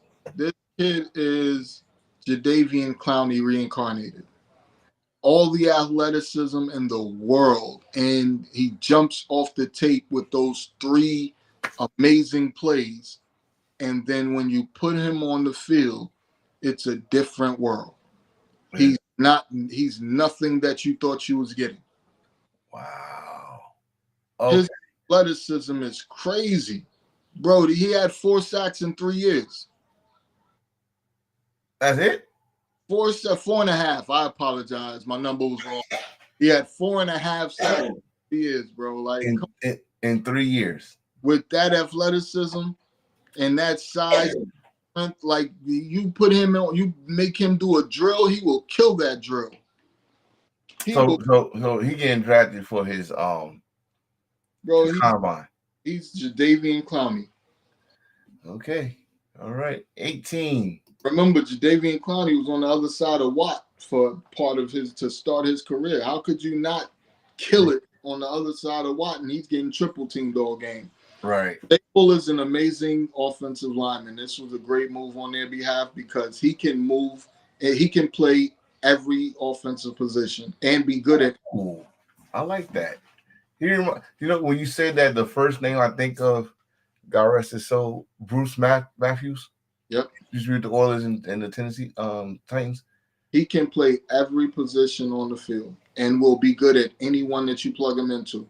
I hope so, man. Like, honestly, tackles, he can play every position. When it comes to linemen, they first linemen don't get that much shine unless they protect the pretty boy quarterbacks. But for someone to say they can play every position on the line, left, right, guard, center, tackle, and play it well. Yeah, the Seahawks. Who's their coach? They got the boy McDonald. Okay. He was actually he was our defensive coordinator. Then he went to the NFL and was the Ravens defensive coordinator when they had that amazing year before last, before they lost to Patrick Mahomes again. Mm-hmm. Oh, okay. Well, good luck to him on that. So, number 19, the first Buckeye. The biggest surprises of last night. Really? Because remember, you just re-signed Galladay, who came to you on a discounted price. You have Mike Evans, got you another 1,000-yard receiving year. They got McMillan, that I think if I'm not mistaken, he went to Ohio State too. That's their number 3 receiver. And now you went and got this dude who is a number 1 receiver to be on the team with 3 other number 1 receivers. That is insane. And you have a quarterback that can actually throw you the ball. Yeah. Yeah. For him, I'm not excited about it because you want to go to a team that really needs a receiver. They didn't need a receiver. He was a luxury pick. Yeah, I want to go to a team that need a receiver right now, and I know I'm going to be getting the ball on a regular basis. You're not getting the ball a whole lot behind Godwin and Mike Evans unless somebody gets hurt. And they've been getting banged up a little bit here in the last few years. So you might get an insurance policy for that fact. But I did not see this coming. They have a great offense. I'm a Baker Mayfield fan. He's an underdog that's playing great right now. Yes. I think they're gonna get busy offensively. This is the Baker Mayfield I thought I was getting when he first came out of college. And they're gonna own that division because they have no competition in that division. Yeah. It was between them and Atlanta last year, and they just took over that shit. Yep. Penix, Atlanta a better chance this year. But what happens? Because if they go out and spend some draft capital on defense, Tampa Bay about to be stupid. Because remember, they got Hassan Reddick as defensive end now. They already had 2 good defensive tackles. Like they about to Vita Vea. Like they about to put it together on defense. Now they gotta go get some linebackers and some corner help. Damn. Tampa Bay. This draft is good. It's good for that. You could get a good linebacker in the 3rd or 4th round. Yep. Chip on their shoulder. Let's go to number 20. Number 20. Amazing Amazing pick. I mean, though they already had a great secondary. He's a top 3 corner in this draft. Now you put him on the other side of Patrick Surtain. Are you fucking kidding me, bro? You just picked up Hufanga at safety. You just picked up Greenlaw at linebacker. They go get a pass rusher that can get busy, brother. That defense. The secondary was already good. Then it got better on paper. But now you get this. Now he's good on one-on-one. But now you could go up against Kansas City. You could go up against these teams that throw a lot because now you got 2 shutdown corners. And before, I don't count that last game. I don't count that last game season when they shut down Kansas City. They was facing the backups. But right now, they was facing that same the starters, and they see the formula how to stop Kansas City. Kansas City only won by a blocked field goal the first play. Right. No backups. That was Mahomes and them. I was talking about the last game. The last game. They blew them out. Yeah. The second, the first game you talking about, the blocked field goal, they escaped. Yeah, that's the only way it is. This right here? Who is Patrick going to throw to? Their defense is ready and getting better. He's going to be doing a lot of check down throws, I'm telling you. Bro, he can lock somebody down. So now you got him, and he's tough. He's running up to make them tackles, too. He putting the hit out. Corners like that. I'm a Dion fan, but I love corners that come right full steam and knock you the fuck out. So, congratulations, bro. You in the right. He's in the right system. He's in the right system. Number 21. Steelers went and got this man from Oregon. I like it for a bunch of reasons. He's a great defensive lineman. I think he's really putting it together this last year.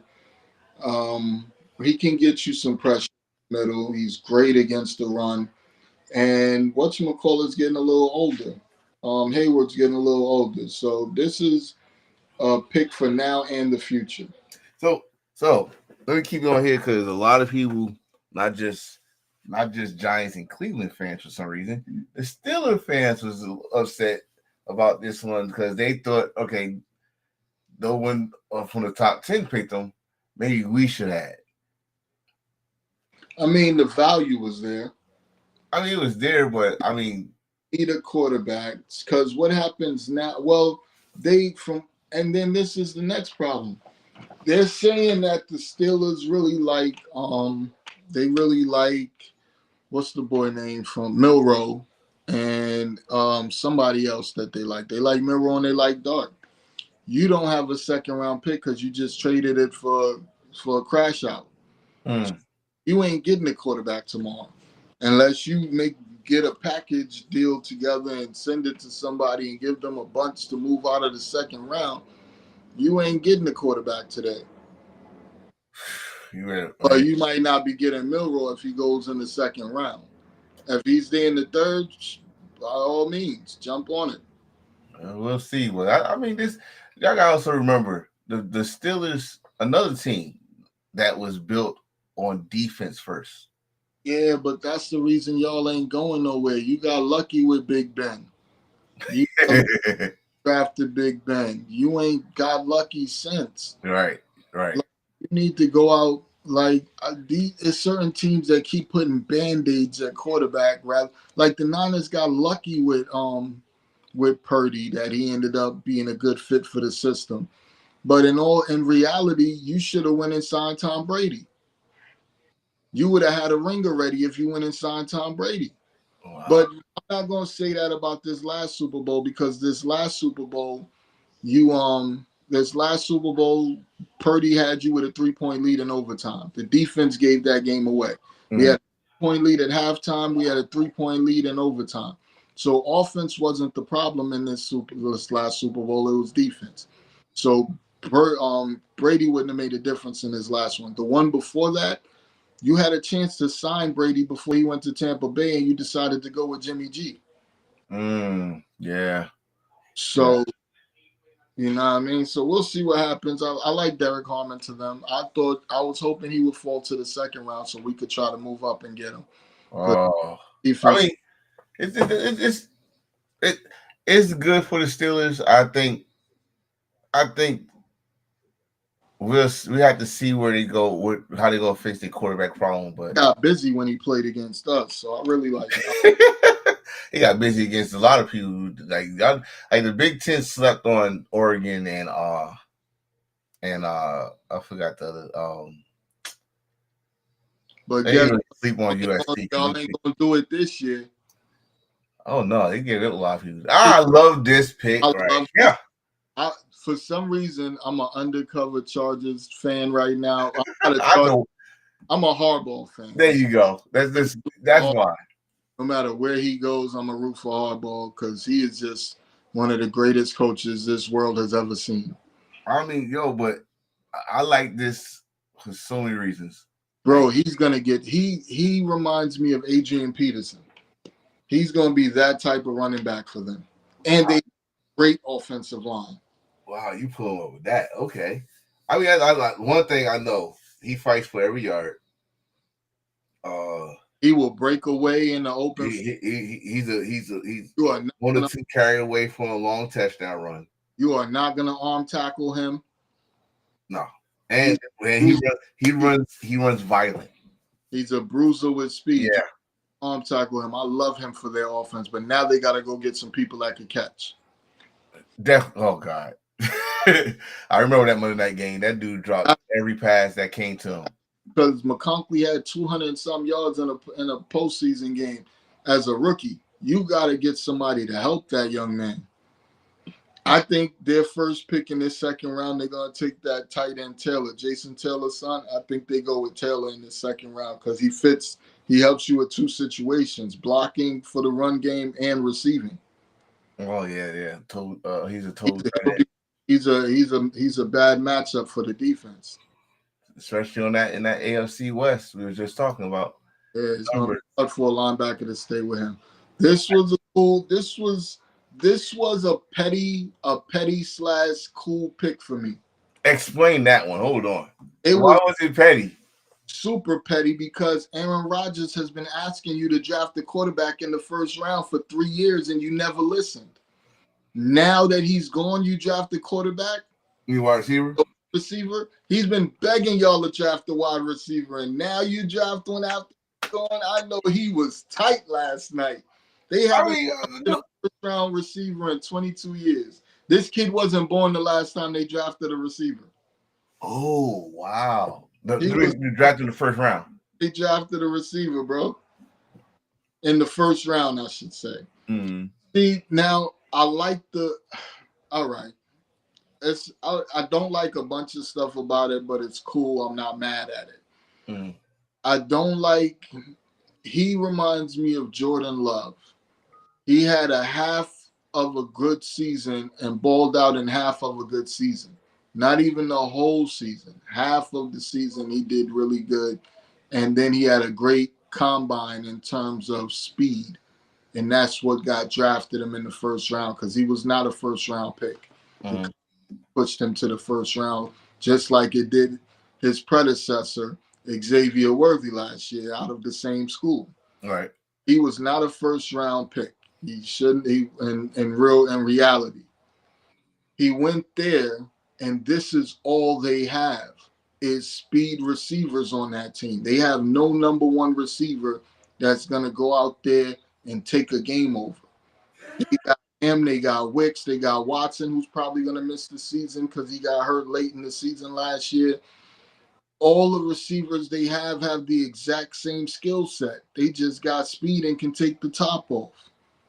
Like, I can't think of anybody on their team that runs the entire route tree. Reed, like none of these dudes run the entire route tree. They all take the top off receivers. So why do you keep drafting the same kind of player? Like, go and get somebody big that can go across the middle. Like, all these dudes are slim build speedsters that can take the top off. Honestly, I don't think to find those type of receivers, man, those are the ones that's like the hidden gems, like from smaller schools. He ain't from no small school. Who? No, I know him. No, I see it right there, Texas. That's all to find the kind of receiver you're looking for. Like all these, like most of these receivers are slim, fast, and tall. like them, they would have been a great fit for Ibuka. He could have been the number one receiver. I would have even said T-Mac would have been good for them because of his size. Like they don't have any big receivers over there. Mm-hmm. That and they're an organization that's used to having that top receiver. They had Donald Driver. They had Jordy Nelson. They had some star number one receivers. They don't have that no more. And that's one of the biggest problems they have on offense. Their best offensive player is their running back. And they got two good tight ends too. They drafted two good Kraft and the other guy back-to-back years. Like they got good tight ends. But all they have is speed receivers. And they don't even run plays like a quick hitch where you give them the ball for 5 yards and they take it to the house. They don't even do those sort of things. I just think they need a Devontae Adams type of player, somebody to come in and take the game over. And I don't think Joe Golden is that. I think he's going to be a solid contributor to the offense, but I don't think he's a number one. And if I'm going in the first round, I'm taking you in the first round. I want you to be a number one. So they better build him up. They better at least build him up for it. But we just got another situation. We just got to wait and see. Yeah. Speaking of number 24, their rivals. Jackson? Yeah, he's a center, I think, if I'm not mistaken. All right. That's guard. He's guard. They are going to have one of the best O-lines in the NFL this year. They went and got two O-linemen from the They went and got two O-linemen from the Colts. Mm-hmm. They're ready. They traded for that one O-lineman from I think the Jaguars. Like they're gonna have a really good. They're gonna have the trenches is gonna be lit for them on both sides of the ball. Mm. They got the D tackle from they D tackle Allen from the Commanders. They got what's his name from us. The dude that we picked up from the Eagles, the D tackle that we just cut. They picked him up from us. Oh shit. Yeah, and they led the league in sacks last year. So on both sides of the ball, they're gonna be nasty in the trenches. Well, yeah, because they got the ass whooped and which changed the course of their playoff. But now you putting the best O-line on the field for a rookie quarterback that's gonna be pretty. He got to sit for a year, even though it's because of injury. But now he got to sit for a year. I think he's gonna come out clicking on all cylinders. So I always ask that question. When they sit a whole year their rookie season, but they come out the next season, does that count as a rookie season? No. Okay. All right. So there's red rookie season. So now they're actually a sophomore. Oh, well, this will be a first year player. Mm-hmm. All right. Here we go. So I got a lot to say about this, but we'll let you have the floor. Yeah, New York traded to the Houston Texans for their spot, the 25th spot. The Texans will receive the 34th pick overall, second round, 99 pick overall, third round, and a third round next year's draft. And who the Giants picked? Jackson Dart. Now, I'm not mad at it because I'm not surprised at it. But here's my thing. Why did you waste a draft pick or a trade? He was going to be right there for you in the second round. He's going to be there regardless. Nobody the rest of this draft right here, Texas not going to get him. I don't know if he was going to be there because a lot of people saying the Rams really wanted him to sit Stafford. Okay, so that's why the Rams traded out of the first round because that's the player they wanted.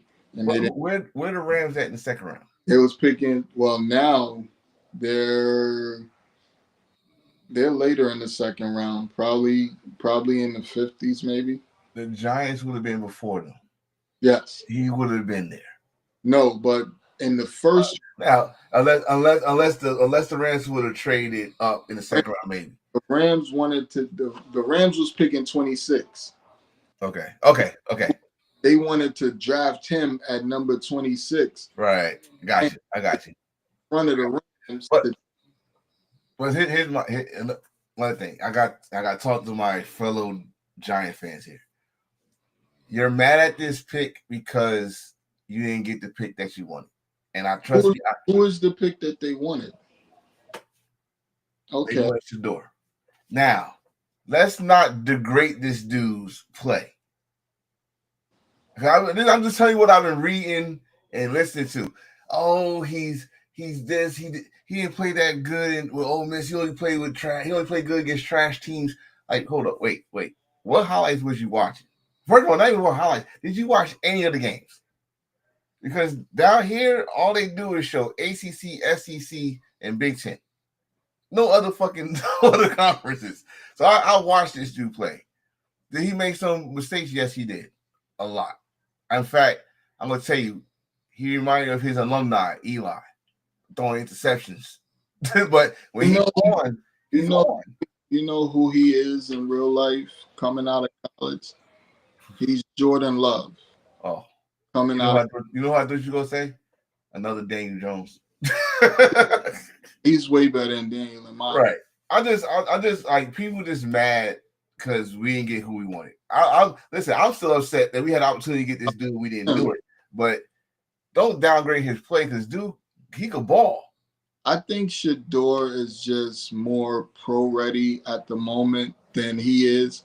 But I think Jackson Dart has future capabilities. Yeah. They took him because they want him to sit behind Jameis Winston and Russell Wilson. I think they want Russell Wilson to teach him, how to prepare for a game and things like that and mentor him. Yeah. Maybe Jameis to be a backup for Russell. Yeah. For some reason they already ordained Russell the starter for next year, and I don't know why they did that. Because honestly, at this point in their careers, if you take away, which Dable is amazing at, if you take away the turnovers, Jameis Winston is better than Russell Wilson right now. Mm. Right? Yeah. No, I was. I mean, he, on that. Yeah, because he do. His biggest problem is turnovers. And Dable is amazing at taking away the turnovers. So if Dable can imagine he had a 5,000 yard, 50 touchdown, 30 interception season. If Dable can cut the interceptions down to 10. This kid MVP numbers. He might be in the MVP voting. Right. You know what I mean? So if he has the capability to go out there and throw 50 touchdowns. So in my opinion, I like him more than I like Russell in terms of he's taller than Russell. He can throw the length of the field. Like he can move. He can still move. Yeah, I think he's a dumb person in real life. But in terms of being a football player, I think he's the best quarterback on your roster right now. For Jackson to come in, do you, as a fan outside of the Giants, do you see him having the future? I think he can be a smaller Josh Allen, but not as good. Because Josh Allen just that country strong. Yeah, that dude. Tall, big, hard to bring to the ground, could throw the length of the field with just a twitch of his arm kind of guy. I think Jackson Dart can be a pretty good. Like right now, that his comp is hurt. Hurts. His comp is Hurts right now. Mm-hmm. In terms of coming out, Hurts wasn't really a great thrower. He one read and run. You know what I mean? So that's his comp right now. He's going to get to sit for a year with the tutelage of Dable and Russell. Russell is a mobile quarterback that, you know what I mean? So make salad from shit. So sure, future might be bright for him. Just he's not ready right now. Like Shedeur, I think is pro ready because he was raised by NFL players. Like he played in an NFL system. Like he was coached by an NFL offensive coordinator. I think he's more ready. I'm just like with people, I think they're more mad because you didn't get what you want, so you go downplay this young man. But people that thought the Giants were taking Shador silly as hell because we know they're not drafting a black quarterback to run their And I franchise. swear, like, I don't care. Listen, I'm gonna say this again. I don't care how many custom sneakers Shador had that said New York Giants. I don't care if he played in the Dallas Stadium. He said a quote, "I can play here." I don't care. You talking about? They don't have control of who they're gonna go to. The GMs and the coach, and they make it. The front office, they make the decision. They made it. I'm not mad at it because I'm used to this shit. I'm numb to this shit. We're not gonna get a fucking black quarterback. If we would have got that, would have shocked me. But this was. I even said it on here with you. I see them getting him, and they got him. So Yeah, saying that all year, they're gonna take Dart. right. So now we just gotta deal with it. We gotta do what we got. We got Russell, Winston, and now Dart. That's our quarterback room. And Wait, is Locke still there? now, Locke, he went to Seahawks. So we just gotta deal with it, and hopefully we find something out of it. I don't know. Ain't no playoffs this year. I'd be surprised, but ain't no playoffs this year. So let's just get that out the way right now. But shout out to him, man. Shout out to him. He's in next trade. Soon as that shit got over it, Atlanta takes over the Rams spot. Now the Rams Atlanta. Like Atlanta took their spot, right? Rams wanted Dart. They didn't get him, so they traded out. Atlanta was trying to move back into the first round. Okay. Question: why? I don't know. You got fleeced for this pick. You gave up a first round pick next year and some other shit to move up to get this guy who wasn't on nobody's radar as a first round pick. I think he would have been where they was picking in the second round. Another one. Yeah, he don't look like he's a DN. I don't see defensive end on him. I watched him at the combine. He looked pretty good for a few of the drills. Some of the drills he looked horrible. For the most part, I liked what I saw in the beginning of the combine with him. I would have never put a first round grade on him. Mm-hmm. So what they were thinking about when they moved up to get him. But I don't think they was thinking they was gonna get him. I think they was trying to get somebody else too. All we can do is wait and see because now you just drafted 2 defensive ends back to back. Oh shit! Yeah, that's Jalen Walker at 15. Now you just took another DN at 26, and you gave up too much to get him. To me, he's not even the best defensive end that was available at that pick. You got maybe 3 or 4 guys that's still on the board that I would have taken before him. Shit, I would have taken Mike Green before him. He had 17 and a half sacks last year in college. In college? Jesus. Imagine what he gonna do in the pros. Oh, this was the perfect fit for what they do. But this is the like who don't they got on what's the name for on the other corner? Him and Hamilton together is going to be the best safety duo in NFL. Good God. Definitely a good pick. My question, did they need another defensive back? Yeah, they needed a safety. They didn't have nobody next to Hamilton that was worth talking about. Okay. They need corners too. Because McCullough is Hamilton or Humphrey? Humphrey is still there. They got Humphrey corner. All right. And the young boy that they drafted last year, and he played pretty good. So there's another dude that was getting torched all year named Stevens or Stevenson, one of them two. Yeah. I know you're talking about. He had to go. He was smoked. Number 28, Detroit with defensive tackle. This is another player that I was hoping fell to us on day 2 because I really like him. He's a baller. You know he's a Buckeye? Yeah, he's a baller though. All right. He's definitely a team, but them, I think they should have went pass rush before they went D tackle. Somebody to be like opposite side of Higginson. But he was probably the best player on their board at that point. That's gonna be an interesting conversation with these two. Like he's a Buckeye. His a Wolverine. And got drafted by a Detroit team. By a Detroit team. That's crazy. The blasphemy of it all. Washington picks Josh from Oregon. I think he was the best offensive tackle left available at the point. Because Simmons, you don't know if he's going to be ready to start the season.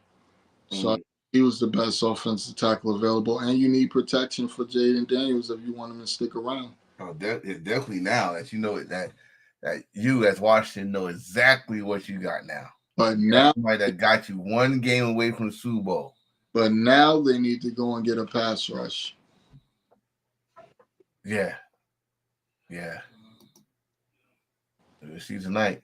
This kid is amazing. Maxwell Hairston. I really like this pickup for them. They needed a cornerback, and he is that. He's a pass breakup machine. You throw at him, he will knock that shit down. And sometimes it's crazy because me and you grew up where it was all about interceptions. Yeah. Now what you gotta do is just smack that ball away. Will get a pick six. Don't play with him. Oh, okay. He will get a pick six. You better not play with him. I have not seen a lot of for that defense. I haven't seen a lot of Kentucky games, so he is perfect for that defense. All right, I'm taking your word for it. Trade alert! This was a team switch. That's all. I think this was idiotic. For what? Well, why move up one spot? Nobody was coming up to get him. For what? This guy. Nobody was coming up to get him. But I think what they're gonna do, and I think this will be genius on their behalf, I think they're gonna make him a pass rusher. Really? I don't think they're going to leave him at middle linebacker. I think he's going to be like Michael Parsons, where he got drafted as a linebacker and they moved him to defensive end. And I think you told me that because I did not know that Parsons was a middle linebacker. Yeah. Parsons was a middle linebacker in Penn State. He wasn't a pass rusher. I don't remember that shit. I think that's what they're going to end up doing with Jihad Campbell, and I think it would be ingenious. He's hard. He's great against the run, but can't cover. And he's great when they send him on blitzes. So if you put him as a pass rusher, he's going to be stout against the run, and he's going to get to the quarterback. So if they do that, and they need a pass rusher because they just lost Sweat. Right. So if they move, you can play him at linebacker and pass rusher. Damn. So this was a good move, but you got to worry about the history because the reason he fell in the draft is because he had shoulder surgery.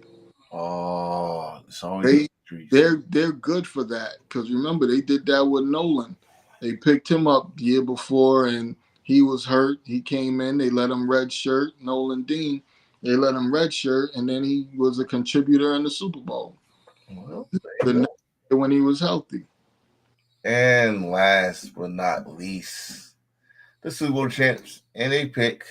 They're not Super Bowl champs this year, sir. I'm sorry. Excuse me. But the runner-ups. Excuse me. The runner-up. He was the. Hold up, bro. Hold up. I like how you went polite on that shit too. They're not Super Bowl champs, sir. They're not. No. I'm sorry. The Super Bowl champs used to be last. They fucked me up with that.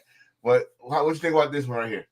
He is the best offensive lineman in the draft.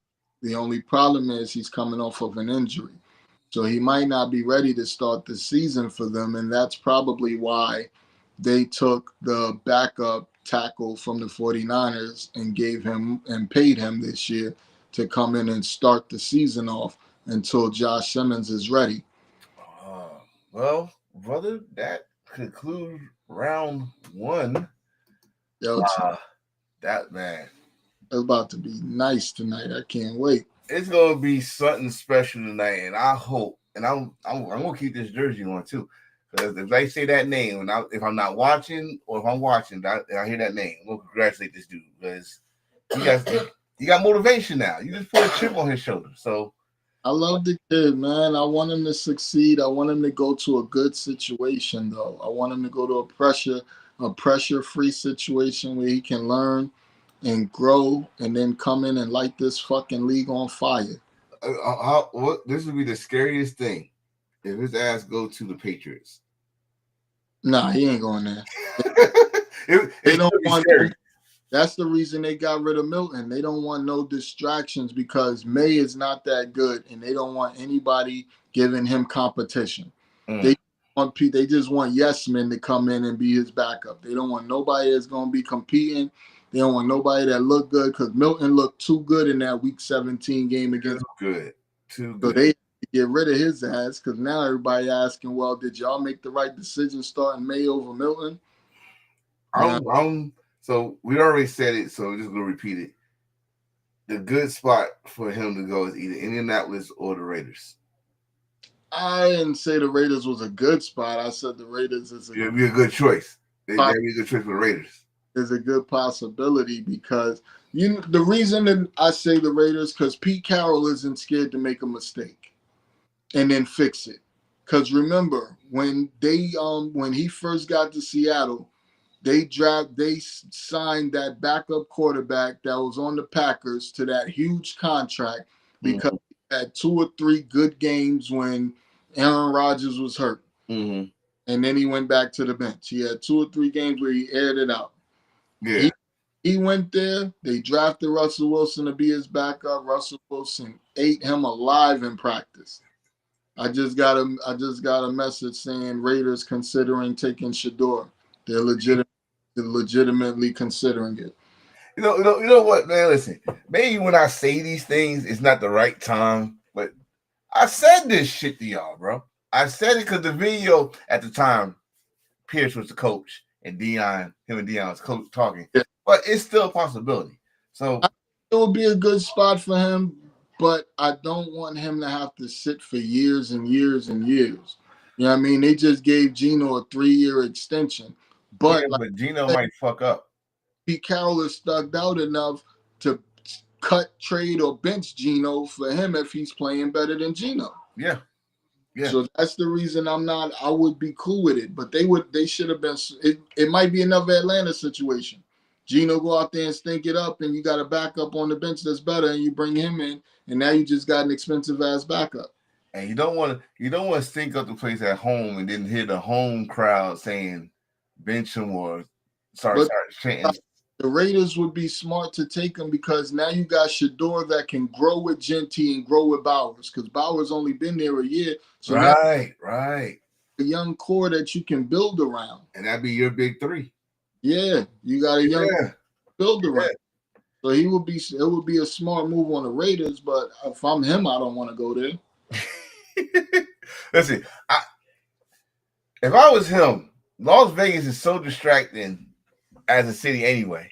But he's polarizing, so Vegas is a nice city for him to be in. Yeah. That would be a nice New York, Vegas, LA. Like these are nice cities for him to be in because he's a polarizing figure. Double S square, the Rolex. He shines bright no matter where you put him. Right. I'm like I said, I'm rooting for him, man. If he might glow in the dark. Hey man, great show, man. You got any final thoughts? Man, I can't wait till 8:00. I'm ready to get this second part of the draft going, baby. So wait, what's y'all pick? What number y'all got? We're number 43. The Giants fucked up with that trade. I don't know. I lost my my damn book again now. Pick now, so you're gonna have to wait till the 3rd round. But you got 2 rounds tonight, so we'll see. Let's see where they could redeem themselves or Christmas for me. I love the draft. I love the postseason. All the players are moving around. I want to see who gets traded. Somebody's getting traded today. I don't know who. Most likely Jalen Ramsey. Ooh, well, did he ask for it? No, they asked him. They told him they want to trade him. So I could see Jalen moving. Jalen. We might have more than one trade though. One trade though. Hendrickson from the Bengals could be moved today for a 2nd or 3rd round pick. I'm sorry, my hair. How you gonna have that man who led the league in sacks? The Dolphins might be sick of Tyreek shit and ready to get rid of him because you ain't winning with him. And all he do is cry and bitch. He's like another freaking AB. Never mind. I went too far. Anyway, hey man, we got what we gotta do next week. We definitely gotta talk about the rest of this draft. Be talking later on tonight. I know you are. Man. I know you're gonna be. My phone is on. It's on. It's just like that. It's on. All right, brother. All right, bro. All right, man. Talk to you soon. Is there? And I must say peace to y'all. So deuces. Where's my thing at? Oh, there it is. Deuce.